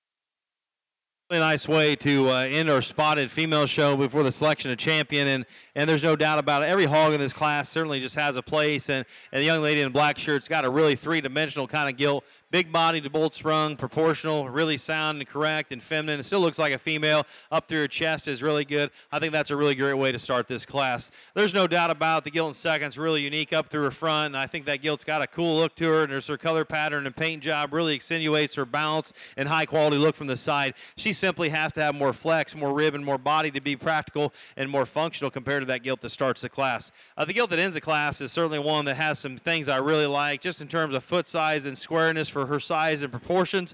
I think that gilt's truly square at her foundation and has a nice rib cage in her, but comparatively, there's just not as much hog there. Those two that start the class got a lot of extra power and stoutness within them.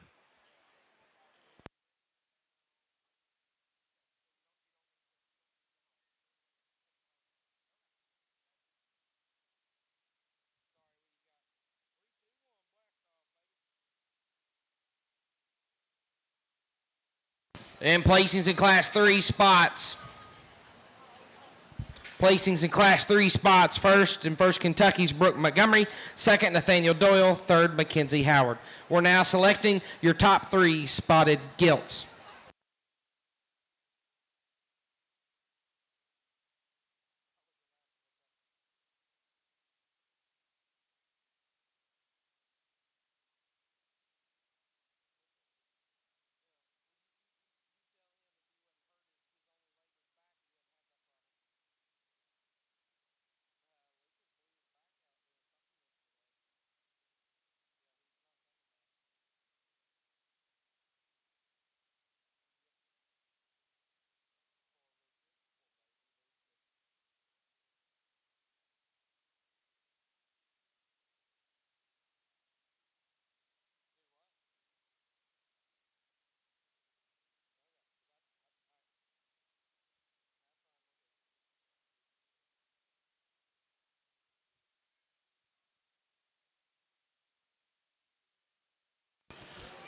We're selecting your top 3 spotted gilts from Class 1, Nash Wunderlich, from Class 2, Ruby Atchison, and from Class 3, Brooke Montgomery.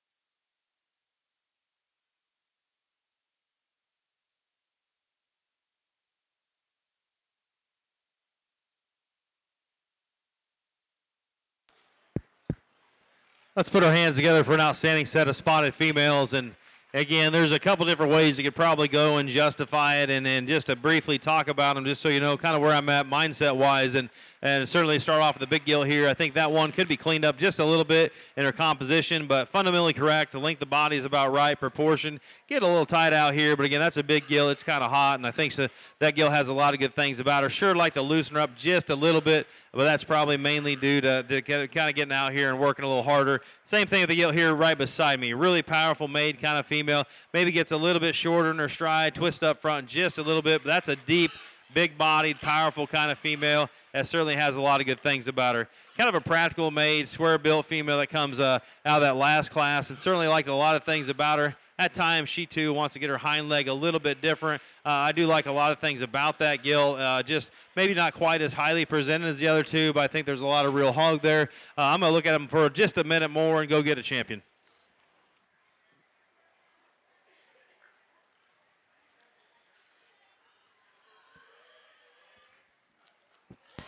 And your champion spot gilt comes from class number 1, entry 126, Nash Wunderlich. That'll drop in Savannah Moore's second place gilt in contention for reserve or third.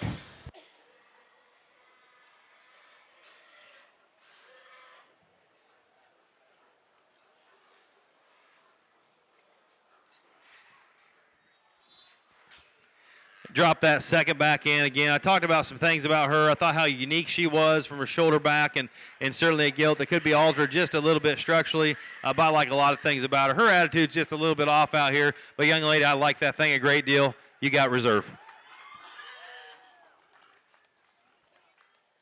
And reserve, also from class number 1, entry 131, Savannah Moore. Congratulations. For third overall, I think it gets a little bit closer, and certainly like some unique things about that gilt. Like to set her back in her elbow and square her front foot. But again, I see some things about her I really like. For me, genuine shape and width is really important, and still when you step in behind those animals, the ones that look a little bit more natural and have that bulk, what I like, and certainly this gilt, it's not quite as flashy as some. I just think she's missed fundamental and certainly got a lot of good things going for her. Young lady in black, you got third.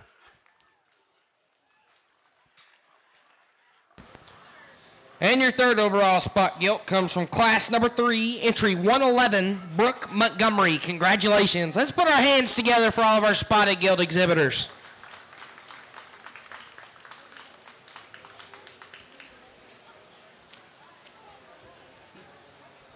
Entering the ring now is our first class of Yorkshire gilts, a single entry, born December the 2nd. We need class 2 Yorkshires.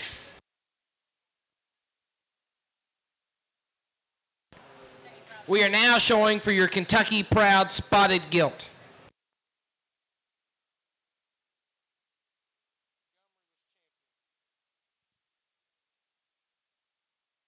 For reserve, again, it's not negotiable in the Kentucky Bred's part of this. A gill I liked a great deal, just like to alter her structurally, but she's got so many positive things about her, unique things to the breed.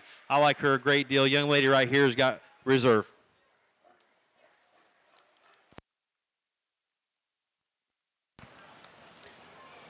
Your champion spot or Kentucky Proud Spotted Gilt was Brooke Montgomery, and reserve is Ruby Atchison. Congratulations.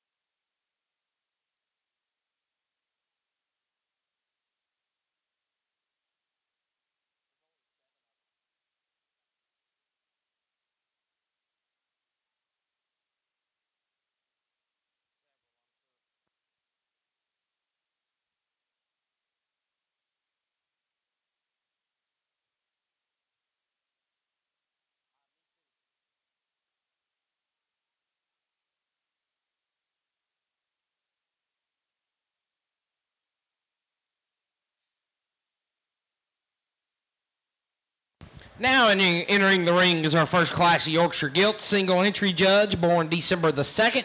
We need Class 2 Yorkshires. Class 2 Yorkshires, make your way to the makeup ring.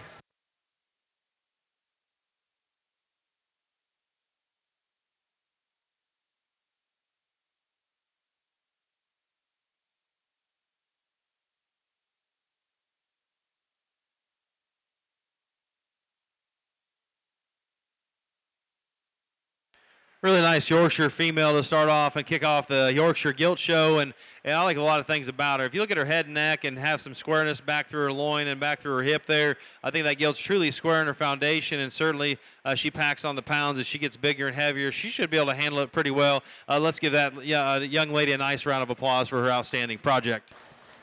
Winning class number 1 is Carrie Kugel. Congratulations. Looking for 5 entries in class number 2 Yorkshire Gilts, Judge. These would be born between January 2nd and January 24th. We need class 3 Yorkshires in the makeup ring.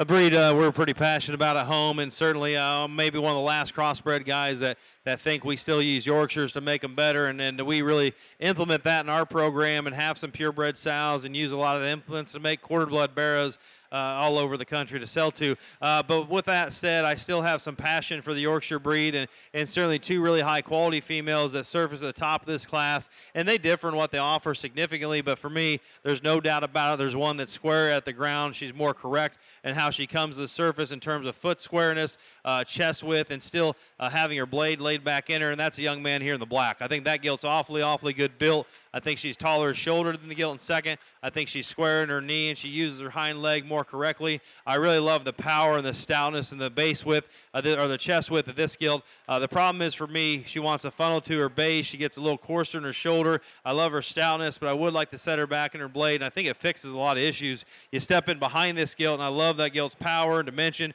She's not as truly square down low. She's not as square out of her hip and hind leg. That's a really good pair of Yorkshire females to start the class. In third, again, a really high quality, good looking gilt just in terms of spread and shape and having some dimension. Again, when I step in behind her, she gets a little bit out in her hock and sets her foot a little cockeyed. Now, she's really cool up through her tail head and got some stoutness to her, but that look going away just has to be altered to get up any higher in this class of highly competitive purebred Yorkshire females. The one that comes next, again, got some shape and some power, just needs to be altered structurally, like to set her back in her knees, square in her hock, and flex her from behind. Comparatively, the gilt that comes next, I love her body shape and her look. When I step in behind her, she's just got some severe issues going on with her hind leg. Young man did a great job presenting this gilt. Awfully nice gilt. Just have to fix her hind leg as she goes away.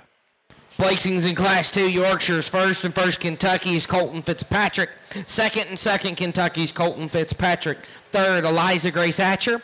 Fourth, Zane Eisen. And fifth, Jackson Shoemaker. Congratulations.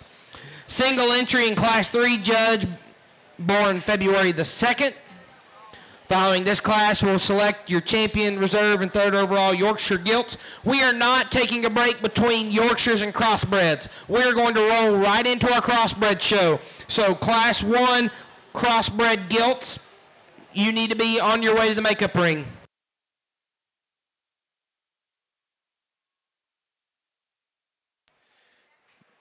Again, our passion for the Yorkshire breed has driven us to buy lots of females at times, and certainly the best ones for us last the longest are the ones that are square in their foundation and big in their foot size and toes. I would like to see this get a little bit better there, but I tell you what, for a Yorkshire female, she's got tremendous shape and spread up top. She's stout from behind. She's relatively square as she goes away, but that one has a lot of product and power packed into her, and she's relatively sound to carry that kind of muscle. Sure, we could make her a little bit looser to make her perfect in her movement, but again, that gilt's got a lot of power. Let's congratulate that young man for an outstanding project. Congratulations to Colton Kaufman winning Class number 3 Yorkshires. We're now selecting your top 3 York gilts. From Class 1, we have Carrie Kugel. From Class 2, Colton Fitzpatrick. And from Class 3, Colton Kaufman. We are not stopping between Yorks and crossbreds. Let's get that first class of crossbreds to the makeup ring.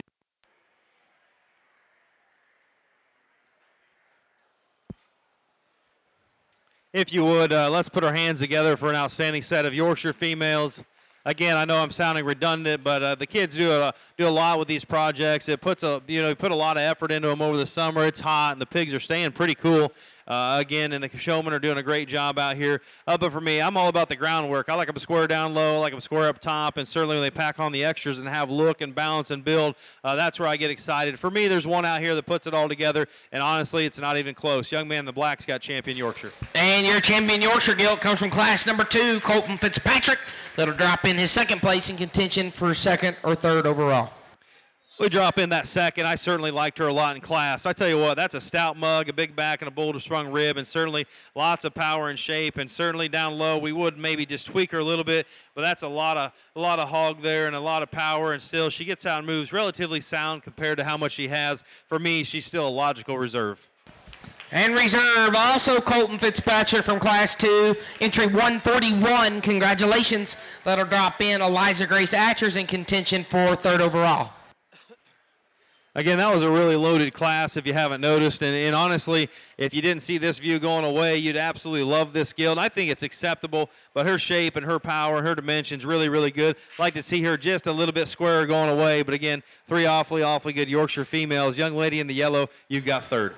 And third overall, also from Class 2, entry 138, Eliza Grace Atcher. Congratulations. Let's put our hands together for our Yorkshire Gilt exhibitors. Both of Colton's Yorkshire Gilts were also your champion in reserve, Kentucky Proud.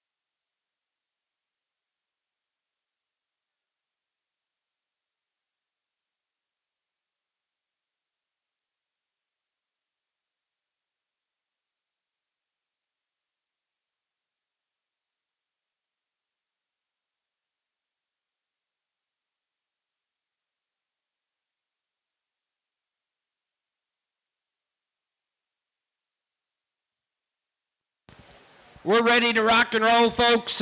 Swing the gates. Entering the ring now is our first class of crossbred gilts. Class 1 lightweight crossbred gilts. Looking for 7 entries. We need Class 2 lightweights. Following Class 2, we'll be selecting your top 3, your champion reserve and third overall lightweight crossbred gilts.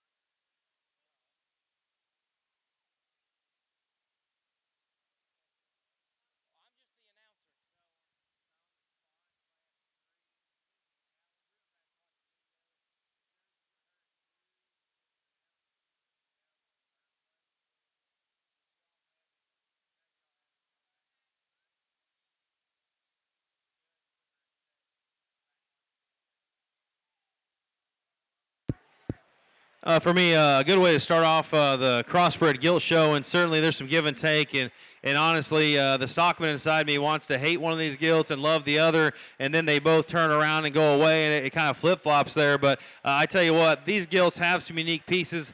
There's one that maybe is a little bit further on, and just in terms of body and depth and spring and balance. But when you step in behind that gilt, the problem is for me is, man, she really funnels down to her base and she really gets fragile. And certainly we got one that gets bigger at her base and foundation-wise gets stouter. Certainly there's some give and take. I'd like to see this gilt fleshed up and more just advanced in her breeding condition over a rib. So that pair's close. But for me, when you step in behind them, there's one that gets to the big league quality, that has the extra look, the foundation, and just the squareness of build. But when I step in right behind him, there's no doubt about it, this gilt wins the class. This gilt's got so much to her and so much power up top, and still, yeah, she's green over her rib, and she should be, in my opinion, hogs that size don't have to be fat yet. I think she's still on her way up. She's got a lot of unique things about her. There's no doubt about it. This one's better in her forerib and just her center body. You get her off from the side, she's incredibly good. The problem is, for me, she's incredibly frail for how much power she has up top. But I do like that gilt a great deal, and honestly, I thought it was kind of game over from the side. But when I step in behind them, they got to have some heel, they got to have some squareness, they got to have some foot size. I love those two gilts. If we can combine those gilts, you're talking about ideal animals. Now, there's no doubt the gilt in third is a power kind of a hog, but for me, she gets the most hyperextended in her hock. She's, of course, up through her head and neck, and certainly the least ladylike in her overall look and build. I do like the extra power and stoutness she has. She's too wide from behind. She's too coarse in her joints to be labeled a productive breeding gilt. I do like some things about her. Same thing, kind of a freaky one that comes next. Have to alter her structure, but in terms of quality, she's one of the top four in the class. She's the boldest up top. She's really square as she comes to you. She's got a nice look about her. Have to see her hinge with more looseness to her hind leg and flexibility as she hits the ground. A really kind of a neat gilt that comes out next, and honestly, she's about 6 inches away from being killer. She wants the cowboy leg a little too much for me as she goes away. She gets a little bit too stilty there in her hind leg straightness as she goes from the side. But again, that gilt's got a lot of unique things about her. Kind of a harder made one that comes next, and certainly the one that ends the class. Young man, I told him, hey, you just showed a lot of pigs today, and I thought he did a great job showing. Let's give these kids a big round of applause. Placings in Class 1, lightweight crossbred gilts. First was Carson Crouch. Second, Nicholas Arcanau. Third, Wyatt Stump. Fourth, Amelia Gripsover. Fifth, Oliver Gripsover. Sixth, Charlie McGinnis. Seventh, Jackson Shoemaker. Congratulations. Looking for 4 entries in Class 2, lightweight crossbred gilts. Following this class, we'll select your champion, reserve, and third overall lightweight crossbred gilts.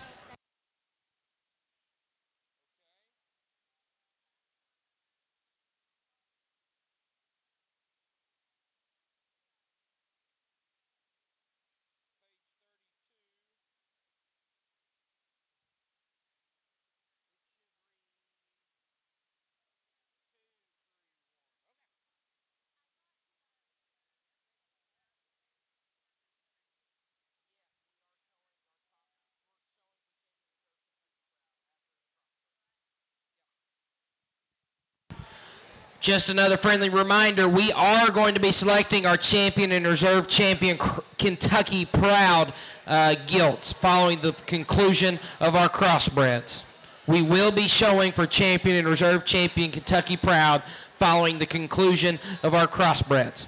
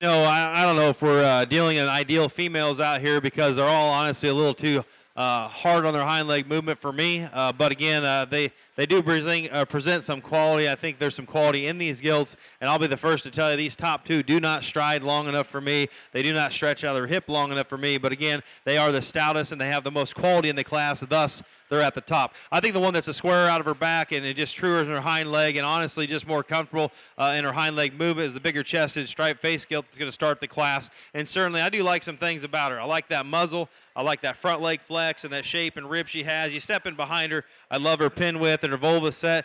For me, she gets a little more unstable, and honestly, she doesn't know where her hind leg is going to go 90% of the time, but I do like that gilt's extra stoutness and power. Without a doubt, the gilt that comes next, I really love. If you could just give this gilt a shot of bone, she's a lights out class winner. For me, I read her the frailest in her face and her foot, but again, really functional kind of a gilt, really good bodied, super good up through her front end, but just gets a little straighter in her hock as well. Honestly, just give her a shot of bone and it kind of lights out in this class. The gilt that comes next, again, got some neat things about her. She's one of the bigger bodied gilts that has some dimension. I don't think she's quite as balanced or as high quality as the gilts ahead of her, but an awfully nice gilt to be in fourth place.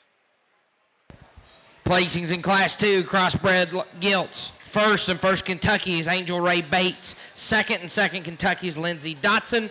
Third, Jackson Shoemaker. And fourth, Addie Mae Williams. Congratulations. We're now showing for your champion reserve and third overall lightweight crossbred gilt. From Class 1, Carson Crouch. From Class 2, Angel Ray Bates.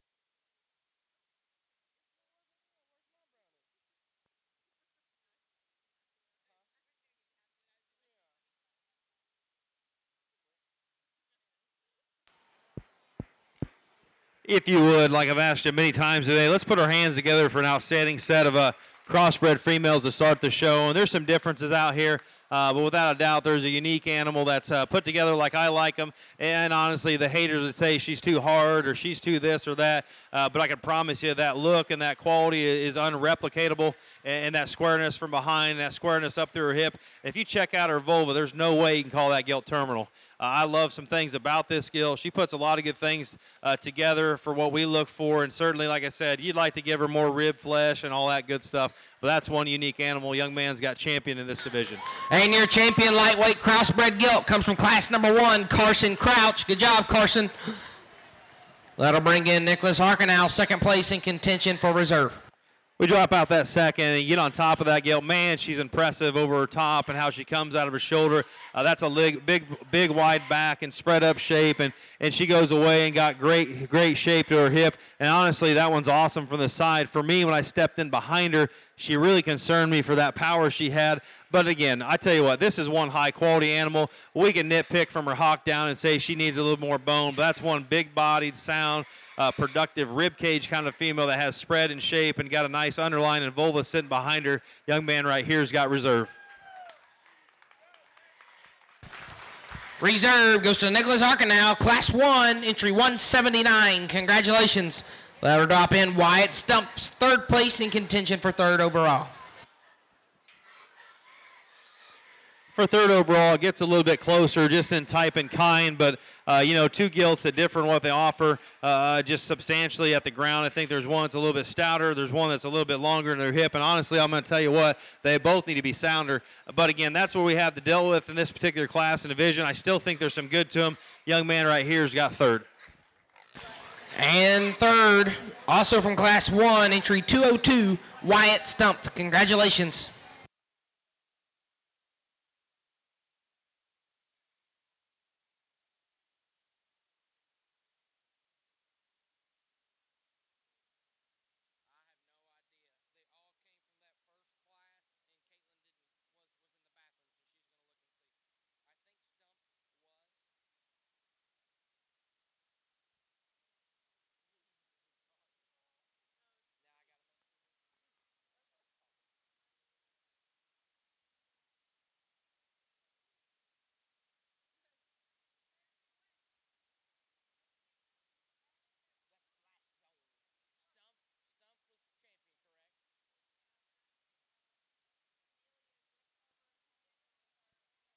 Amelia Gripsover, we need your Class 1 lightweight gilt to come in for contention for reserve Kentucky Proud, please. Amelia Gripsover.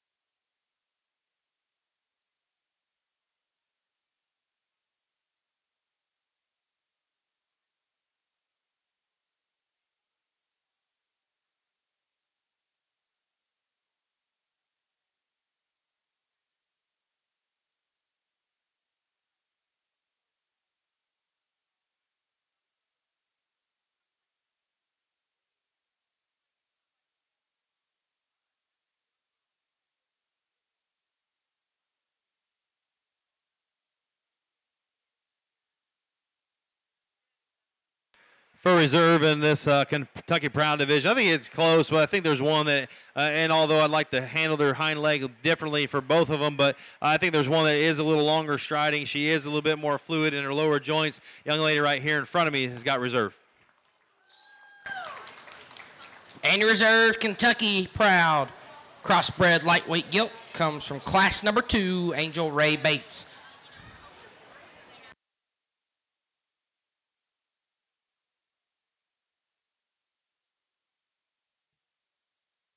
Entering the ring now is class 3 middleweight crossbred gilts, looking for 6 entries. We need class 4. Class 4. Following class 4, we'll select that champion reserve and 3rd overall middleweight crossbred gilt.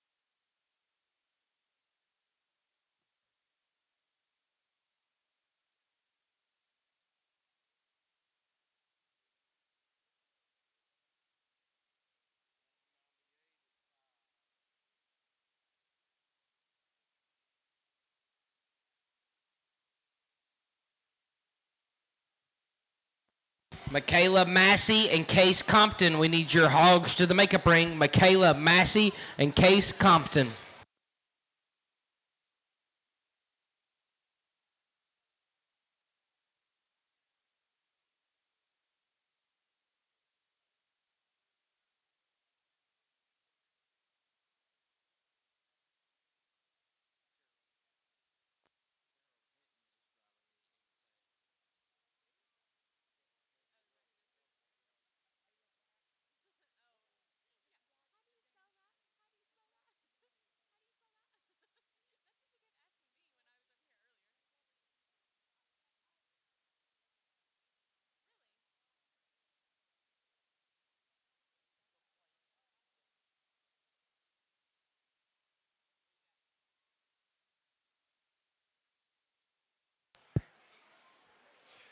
For me, I think there's a logical place to start in this class, and maybe not the most flashy gilt ever, but I think the one that's the most basic and square in how she's put together. And honestly, she's not basic in other words, besides the fact that she's just really good built. Everything kind of fits, and she wins logically, in my opinion. Young lady's black gilt's going to win this class, and I love that gilt's just squareness, a build, her power, and her shape right behind her shoulder. If you want to see truly square livestock, watch her come at you, watch her leave you. She's honestly just almost ideal in terms of squareness and her foundation. Everything fits. big rib, stout pins, bones match. Everything goes the same direction, and she always knows where her hind leg is going to land. The young lady's Gilt here in second, and honestly, from the side, she can get you kind of excited. Her skull and her length of body and her proportions, for me, she's too flat on her front feet. She wants to roll out of her hip and hock, and honestly, she's a little bit of a low rider out here compared to maybe how I like them. I do like some things about that Gilt. She's awfully sound from the side, and although she is flat in her front feet, it really doesn't hurt her movement. My problem with her is when I step in behind her, her hock kind of rolls and deviates from the plane of her hip. I think that Gilt's awfully good to be in second, but that's kind of where she lands in this class. In third is one I really like, again, from the profile. That Gilt's got a lot of neat things about her. Head and neck carriage is really cool, opened up through her chest, and she has some things about her. I'd like to see her fresher and fuller through her rib and flank and just see her motor a little bit more stable from her hock to the surface. She gets a little more fragile in her face, fragile in her hind leg foot placement. I do like that Gilt a great deal from her blade forward. Young lady's got kind of a basic built one here that comes next that simply just kind of rises in that spot. She's not really messed up anywhere. She gets plain in her top shape. She doesn't have quite as much to her, and honestly, I just like to see her a little wider all the way through. Kind of a unique one that comes next, and I like a lot of things about, for me, really square through her chest, love her face, love her top shape, love her hip, but honestly, just way too short in her stride on both ends for me. Truly square animal, just has to be longer in her stride off both ends of her skeleton. Kind of a really highly fit, unique one that comes next, but for me, entirely too flat on her feet. Wants to roll on both ends of her skeleton. I do appreciate the work and effort this young man put into getting this animal ready, but for me, she has to be square at her foundation and move up any higher. Placings in Class 3 middleweights. First was Mackenzie Dunhoff. Second was Whitley Hardesty. Third and first, Kentucky's Kendall White. Fourth is Molly Decker. Fifth, Rayleigh Dotson. Sixth and second, Kentucky's Wyatt Moore. Congratulations. Entering the ring is Class 4 middleweights. Class 4 middleweights looking for 8 entries. Following this class, we're going to select your champion, reserve, and third overall middleweight crossbred gilts. So Class 5 heavies, Class 5, make your way to the makeup ring.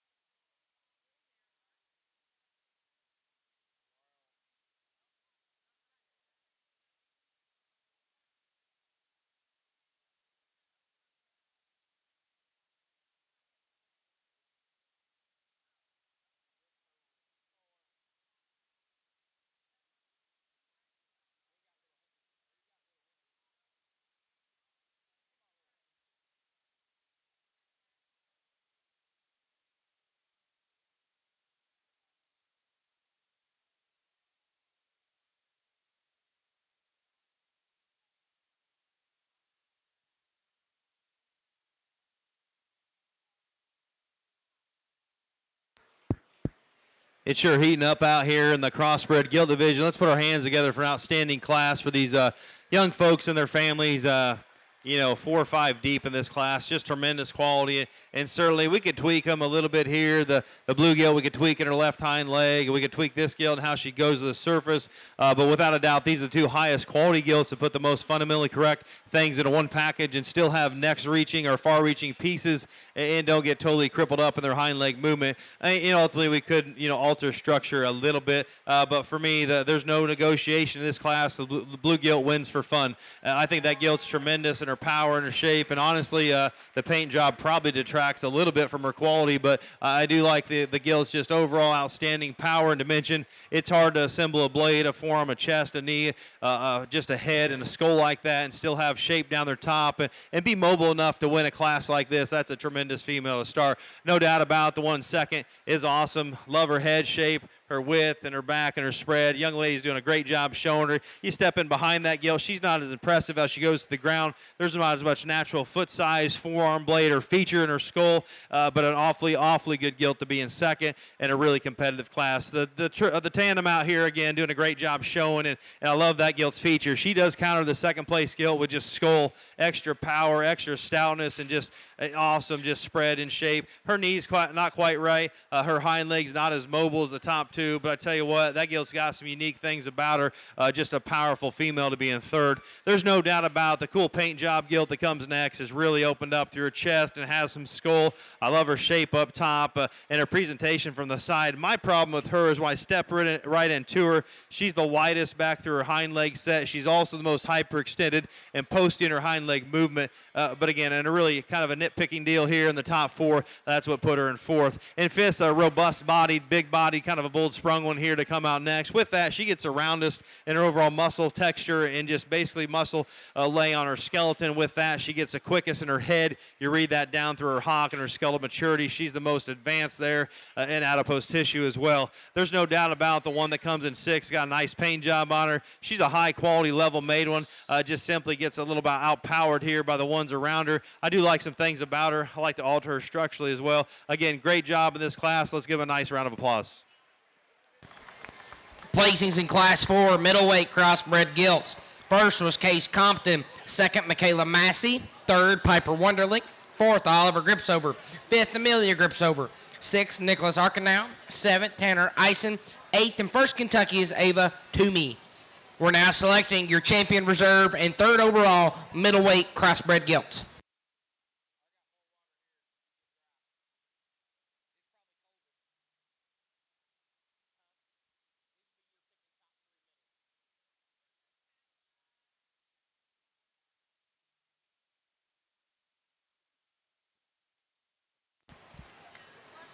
In contention from Class 3, we have Mackenzie Dunhoft, and from Class 4, Case Compton.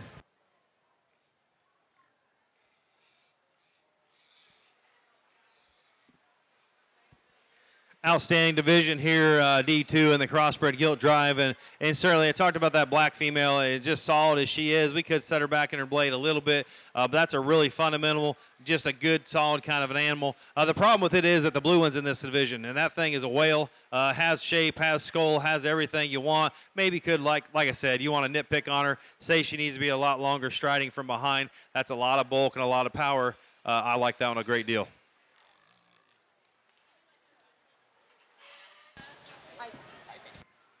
Roll that second out again. She came out of a really competitive class, and again, nothing to take away from the black one. There's just way more hog here. I like this one again a great deal. Young lady in the blue is going to be reserved. Let's give her a nice round of applause.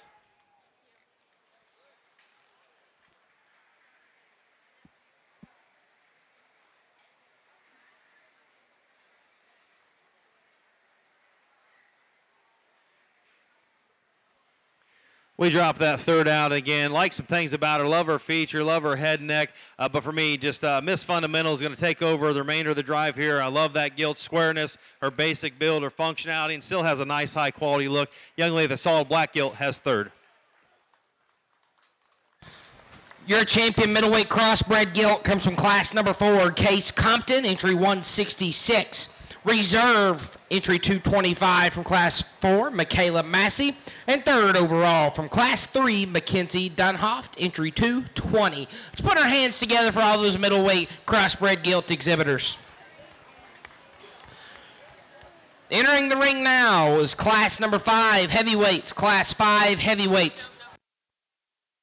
Oh, but wait, there's more. We are now selecting your Kentucky. We are now selecting your Kentucky.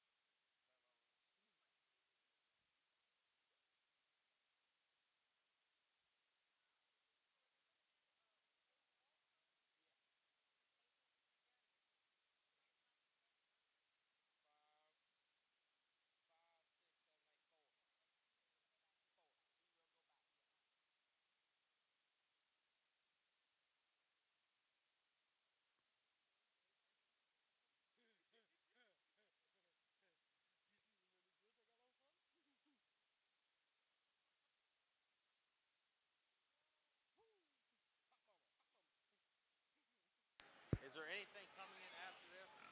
This is it for Champion Reserve? Nothing else is coming after this? Is a Champion Reserve Kentucky Proud middleweight for Kentucky Proud. If I pick one for Champion, there's no one coming in, or do I wait? No, these are it. Again, out here in Kentucky bred Champion and Reserve, I think there's some really neat females out here, and not taking anything away from the one in particular, but I just think there's one that kind of rivals the ones we saw earlier in hind leg squareness. I talked earlier about giving her a shot of body, and she's really high quality. Young lady in the pink's got Champion.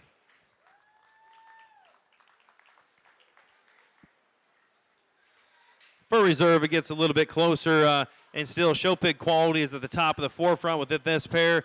You may argue some certain points, but I can tell you which one I think is going to lay down and have more high quality show pigs that are more competitive. Yeah, sure, she's a little bit off in her feet, but I think her upper body shape and skeleton is really, really good. Let's congratulate this young man as he's got Reserve. Your champion middleweight from Kentucky is Kendall White, and your reserve is Wyatt Moore. Congratulations.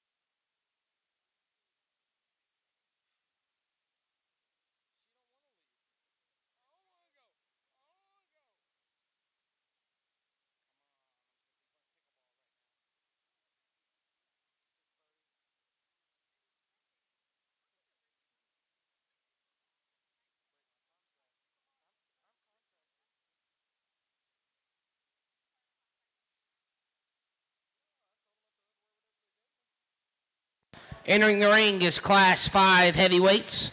8 entries in this class. We need Class 6. Class 6. Make your way to the makeup ring.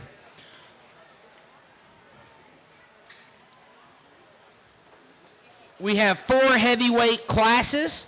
Following those 4, we will select your top 3 heavyweight cross gilts. We will then select your top 3 crossbred gilts. After that, we will select your champion and reserve Kentucky Proud. So those Kentucky Proud exhibitors, we are not breaking between our crossbreds and your drive.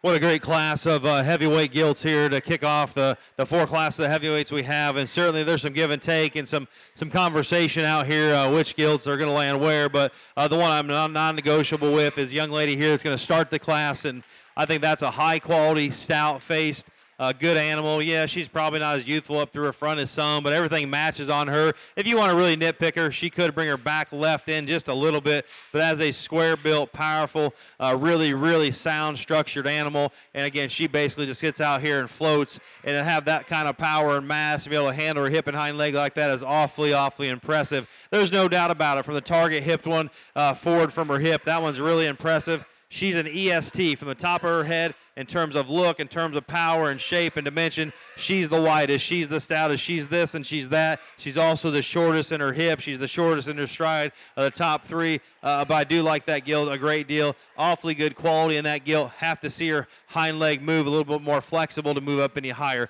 A really neat gilt that comes next. I love her head and neck. For me, got a little bit plainer just in her muscle shape and tone. Not quite as mobile in her front leg and just doesn't quite get out and travel as much or as good as those two in front of her from behind. She's really hesitant in her step. The problem is for me, she's the lightest bone. She's the most fragile there, and she's not nearly as square as those two ahead of her as she goes right to the ground on either end of her skeleton. I think the gilt that comes next does some things I really like. And I told the young lady, hey, this is a really good gilt. The problem is there's three awfully good gilts in front of you. At times, her hind leg does look very functional. The problem is half the other time it looks straight and too tight, and right now she's moving better than she did after she had a rest. She got too tight out here to move up any higher. I do like her extra power and width. Young man did a nice job presenting his hog. Simply has to be sounder off both ends of her skeleton. I like that gilt squareness of build, her basics and her functionality and her terms of her body type. For me, her lower joints put her there in fifth. Let's give these kids a big round of applause for an awfully competitive deep set of gilts.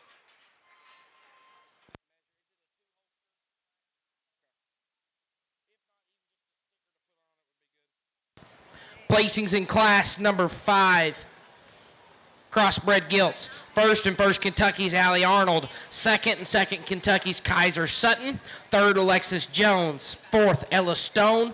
Fifth Evan Cotton. Sixth Carson Dotson. Seventh Court Flock. Eighth Nathaniel Doyle. Congratulations. Looking for 6 entries in class number 6. 6 entries in class 6. We need class 7. Class 7, make your way to the makeup ring.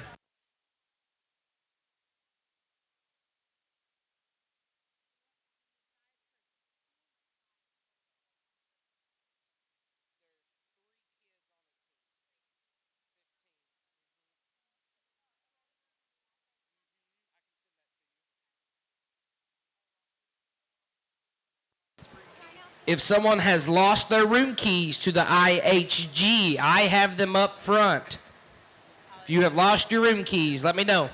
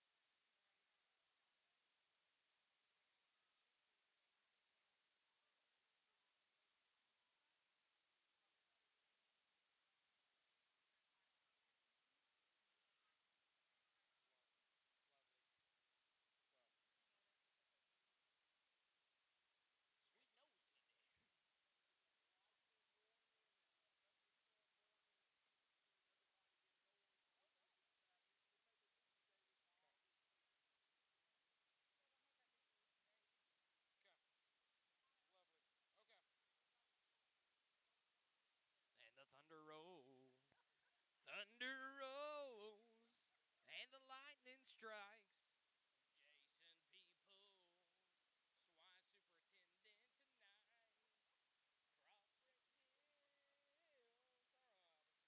are out of control. I want the mice for my nephew.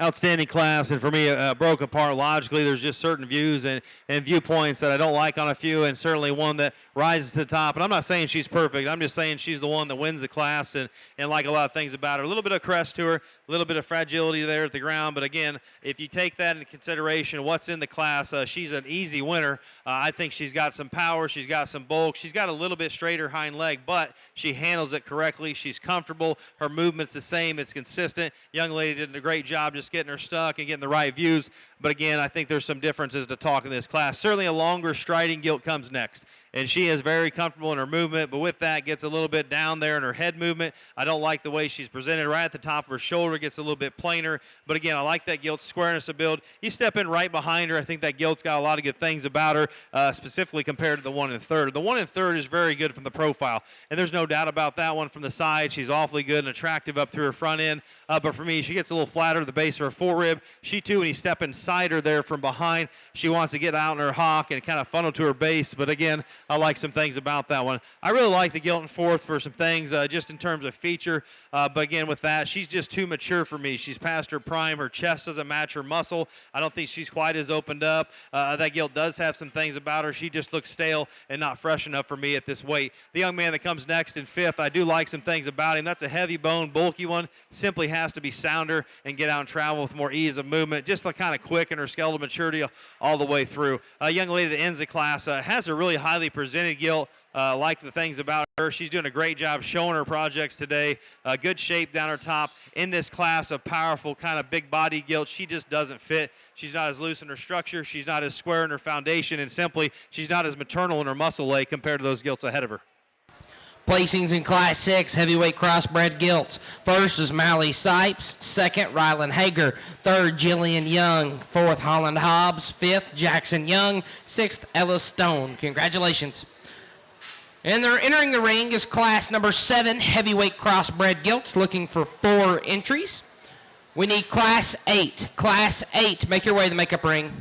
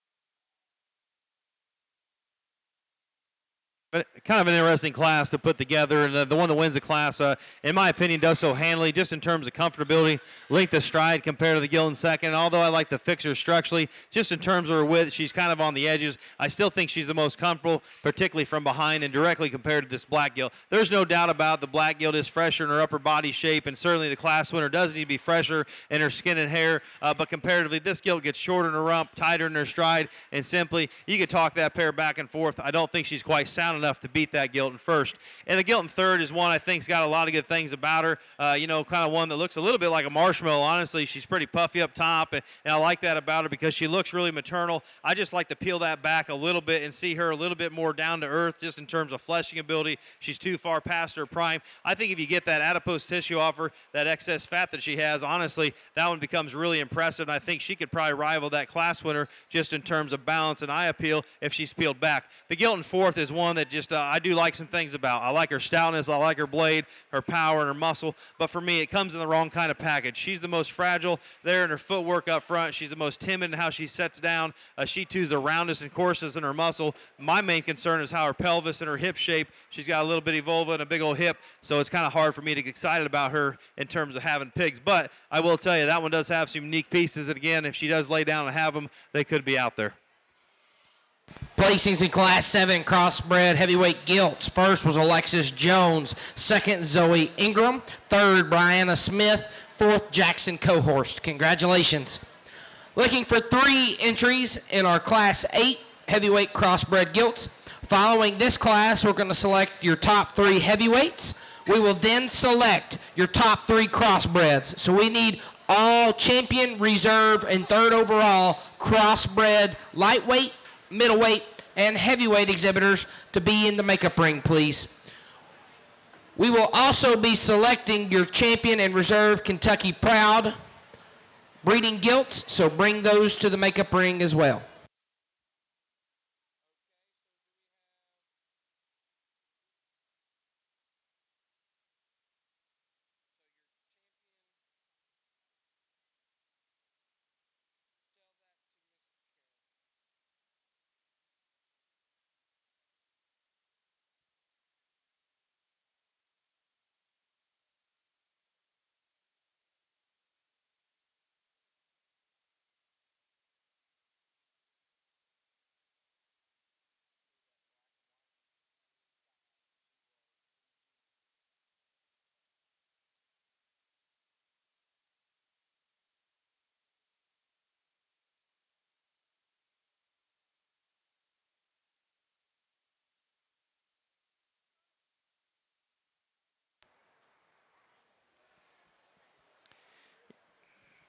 You know, it's fitting in the crossbred show. One of the toughest classes is the last class of the day, and certainly for me, they still have a place they all fall into. There's some really unique things about a couple of these gilts out here. The problem is, in a show ring setting, though the most complete one that has the totals and the squareness is kind of what you're going to land on anyway. But again, there's some neat things, and just to kind of talk about them indirectly, the young man in front of me has a really square built one that gets too flat in her forerib, not quite as much muzzle to her, but again, has some comfortability, has some neat things about her, like to stouten her up. From the side and how she's proportioned, this thing's really neat.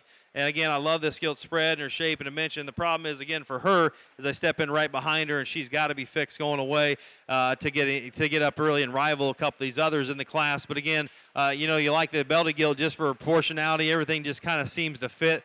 No real wrong holes. She combines the power and stoutness of this with the look and build of that one. For me, there's a non-negotiable logical class winner. That's a young man at the belted gilt. I think that gilt's awfully, awfully good. Just everything kind of fits on her. And second and third, I'd listen to your argument, and you could tell me this one's stouter and more powerful. This one's squarer and heavier boned going away and truer and cleaner in her joints. And honestly, she's a little bit flat-bodied for me, but I do think she's the more logical choice for second in this class. Just runs uphill, very balanced, very good in her hind leg movement. For me, the advantage goes to her just in terms of squareness going away. I love this gilt in third, and honestly, if I was going to take one home to breed, I think this one will have a chance to make one as good as any. The problem with me and this gilt in the show ring is when I step in right behind her, she has to be squarer. She has to be more true how she comes out of her hip and goes down to the ground, but no doubt about it, that's one interesting animal. Let's put our hands together for an awesome class in the crossbred show.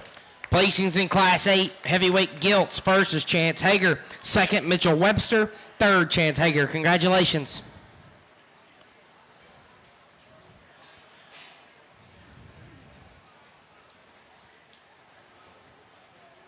We will now be selecting your champion, reserve, and third overall heavyweight crossbred gilts.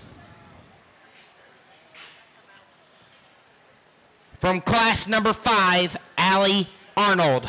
Put your hands together for each of these exhibitors as their names are called. From class 6, we have Mally Sipes.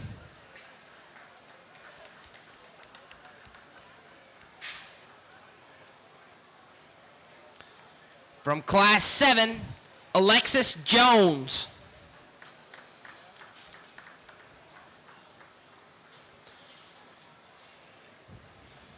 And from class 8, Chance Hager. Put your hands together for all of our heavyweight gilt exhibitors.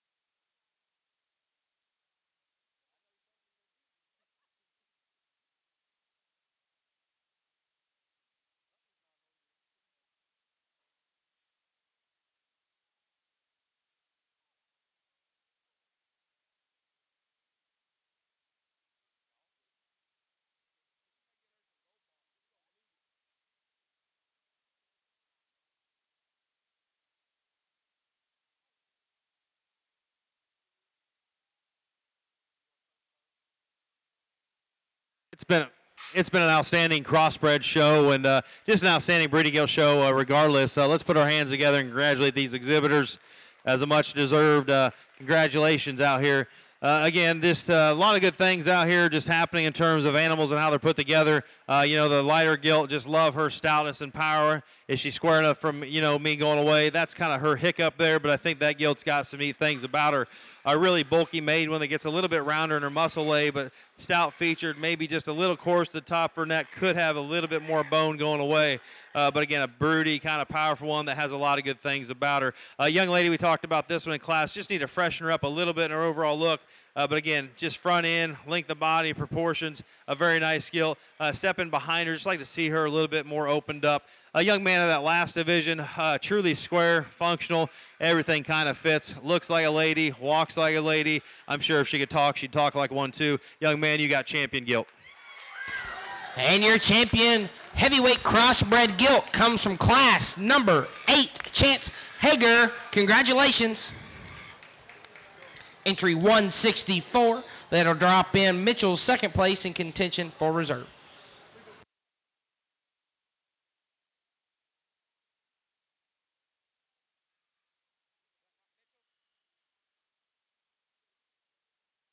I think for reserve, there's another one I like a great deal out here. And again, talked about some things I like to fix about her. We drop in that second, certainly a gilt that has some neat things about her. Squareness going array, hind leg set, flexibility and reach. She's got a lot of neat things, like I said, I like.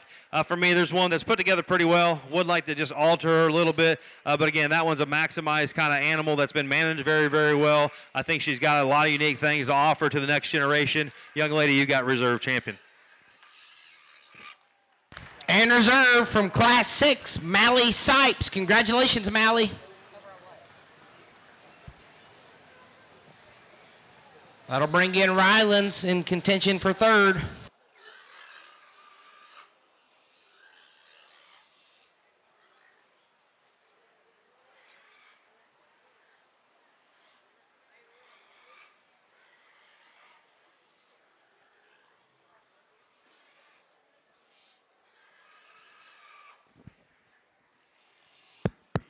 He gets a lot closer for third overall, and there's some give and take between the two, and certainly I like to see one longer striding.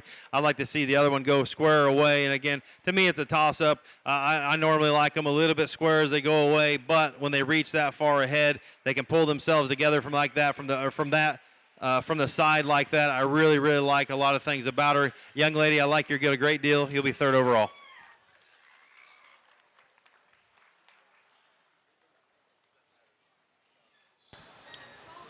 And third overall from Class 5, entry 192, Allie Arnold. Let's give her a big round of applause.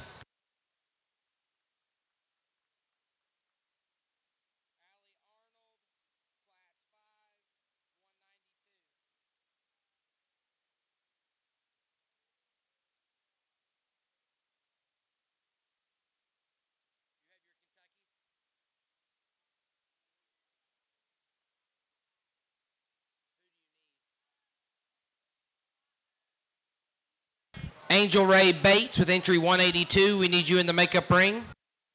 Kendall White, entry 209. Wyatt Moore, 175.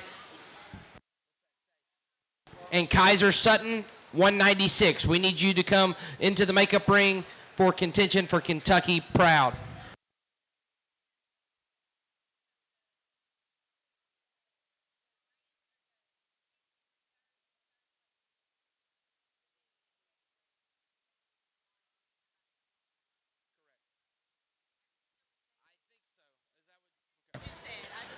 We need those top 3 lightweight, middleweight, and heavyweight crossbred gilts to be in the makeup ring to show for contention for your top 3 overall crossbreds.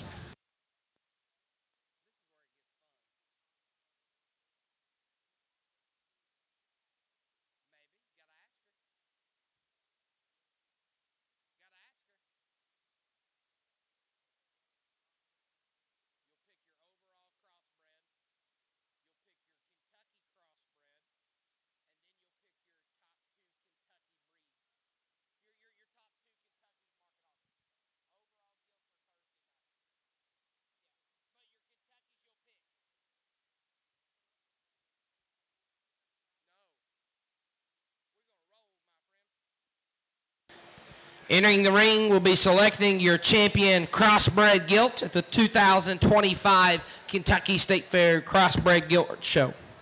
From your lightweight division, entry 172, Carson Crouch.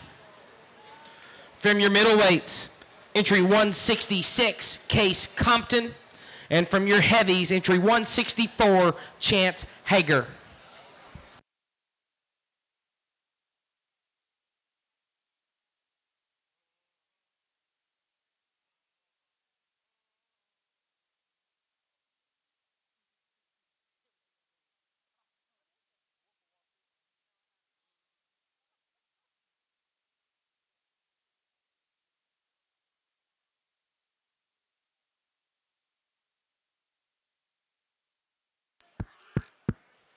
Folks, it's been a great show, and I look forward to the next couple of days of work with your kids and the youth of Kentucky.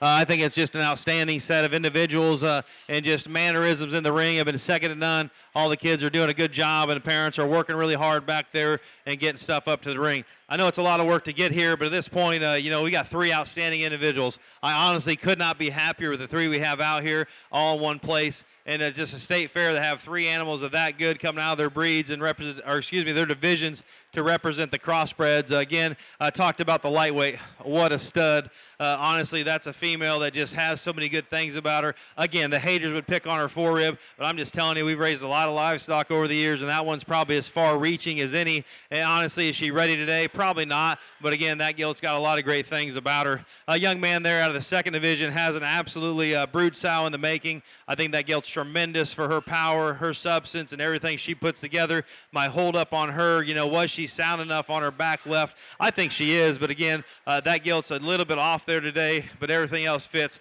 Look at the muzzle, the forerib, and the shape, and the body, and the volume of that gilt, and still she handles it that well. She goes away, like I said, we're going to nitpick a little bit about her. That gilt's an outstanding female to be out here to represent her division. The gilt here, I think, just represents a lot of good things.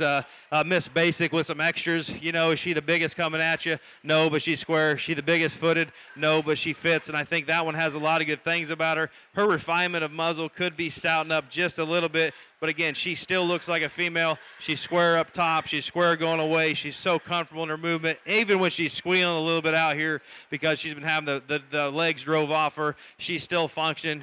She still works well. Folks, let's put our hands together. Congratulate that heavyweight. He's got champion. And congratulations, your champion crossbred gilt. From your heavyweight division, entry 164, Chance Hager. Congratulations. That'll drop in Mally Sipes as reserve, heavy in contention. A real outstanding Gilt that comes out of that heavyweight division. The power and the bulk and the mass, certainly one that has a memorable look and stoutness of feature. Is she clean enough the top of her crest? Is she long enough hipped? Is she big enough bone to match?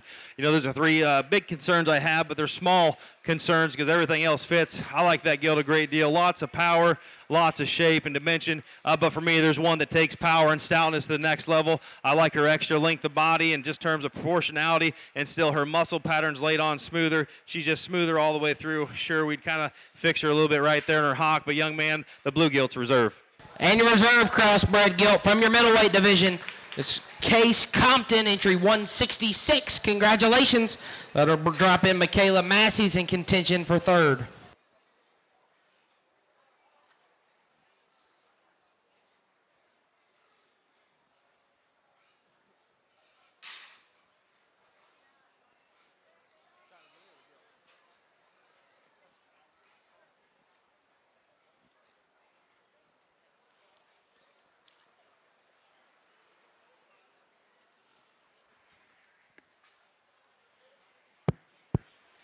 Again, we drop in that third overall from, that reserve in that division. I like that Gilt a great deal, just in terms of her basics and fundamentals.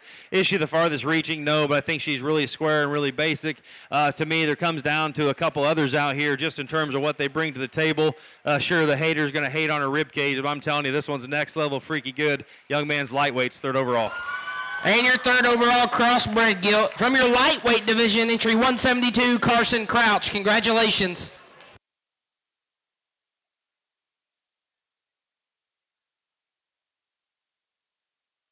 Kendall White, we need your middleweight to come on up, please.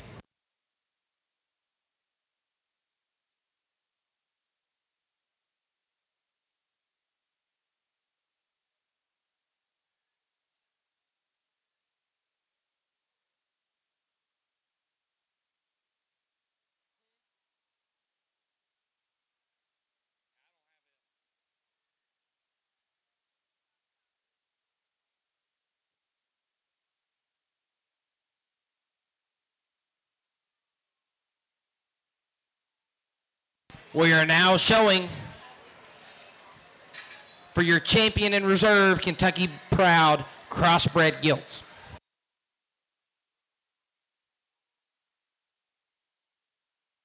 We need all Kentucky Proud breed champions and reserves to come to the makeup ring.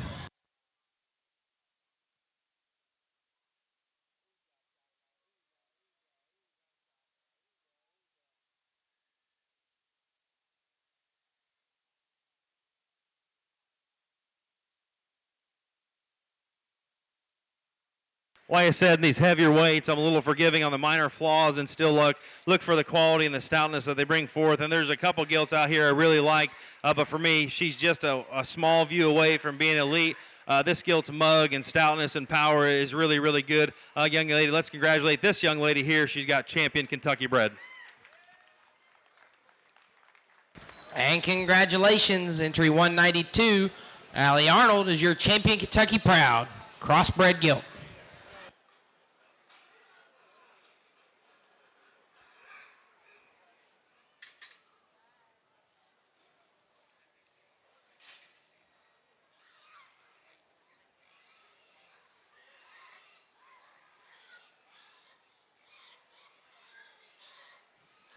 I think it gets a little closer for reserve. There's a longer striding, really pretty Gilt, and then you ask yourself, is there just enough to her? And then you got a really boxed up stout one that's hind leg, gets a little bit iffy at times, but still stays consistent and square. I think it comes down to that pair. Young man, the cowboy hat's got reserve.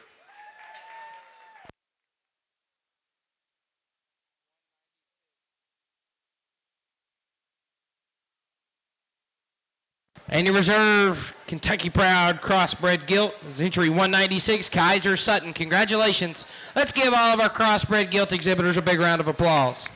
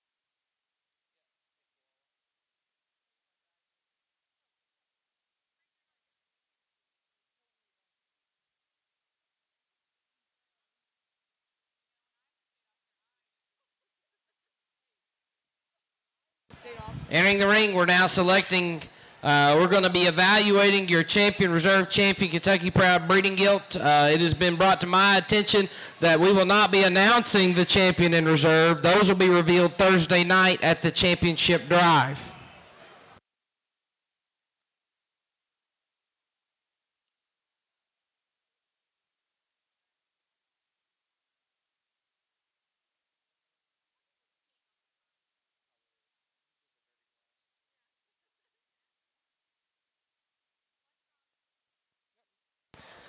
Your dark AOB, Lee Dowell. Your Berkshire, Mitchell Webster. Your Chester, Carson Crouch. Your Duroc, Brooke Montgomery. Your Hampshire, Oliver Gripsover.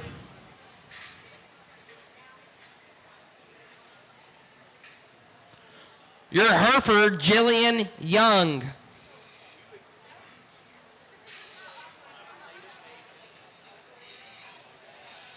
Your Landrace, Braden Howard.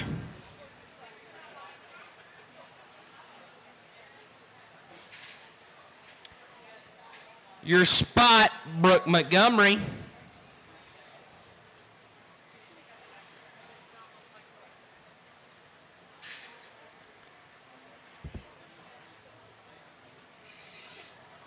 Your Yorkshire, Colton Fitzpatrick.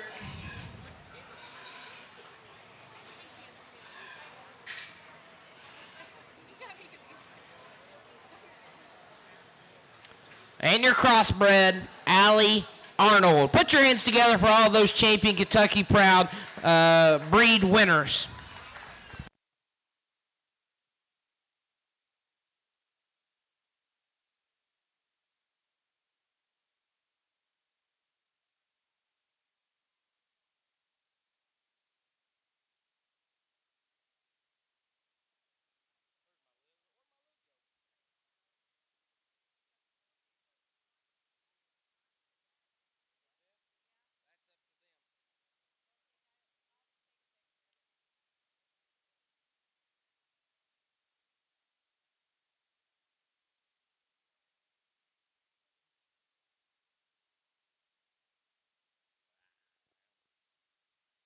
We're going to sell the lot on choice. All right.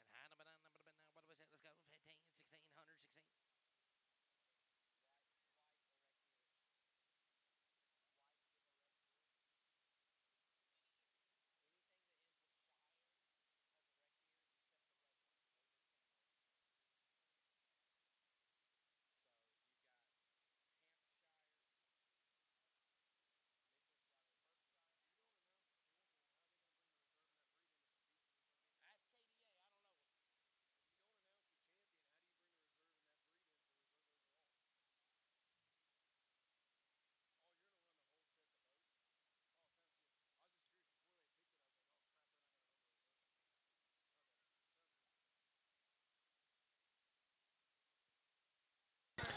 In the ring now are our reserve breed winners.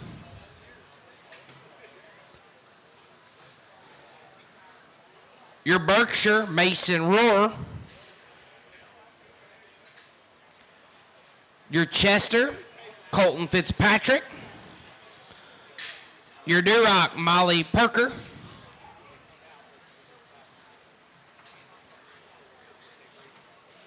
Your Hampshire, Amelia Gripsover. Your Spot, Ruby Atchison. Your Yorkshire, Colton Fitzpatrick. And your crossbred, Kaiser Sutton. Put your hands together for all of those Kentucky Proud Breeding Gilt reserves.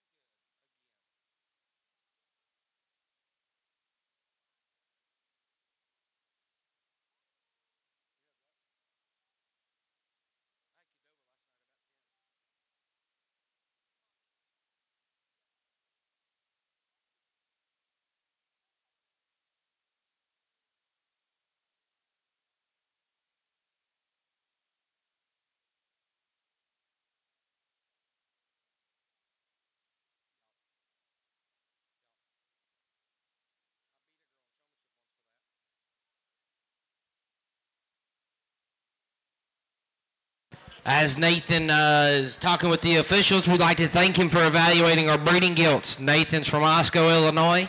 He's a former tenured professor of animal science where he coached both junior and senior collegiate level teams. He lives there in Osco, Illinois with his wife Libby, children Olivia, Isabella, Brianna, Tatum, and Hank. They operate Ray Farms, managing a diverse operation of cattle and hogs. Put your hands together for Nathan Ray. As we come to the close here in the Kentucky Bred Division, we're going to keep that, I guess, a secret until the overall show on Thursday. So if you would, let's congratulate these exhibitors and their families as they head back. And again, thanks to the ring staff for doing such a good job today. Hats off to you. What a great set of Kentucky bred hogs.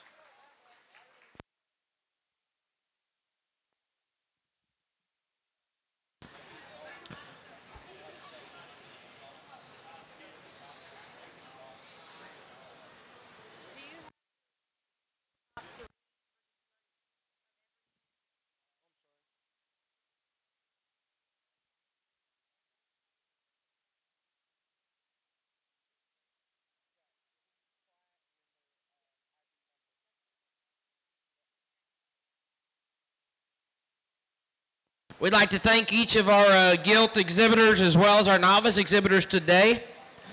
Reminder, swine showmanship will start at 9 o'clock in the morning. Classes are posted. We are starting at 9 a.m. going oldest to youngest. Oldest to youngest in swine showmanship tomorrow morning at 9 o'clock. Classes are posted.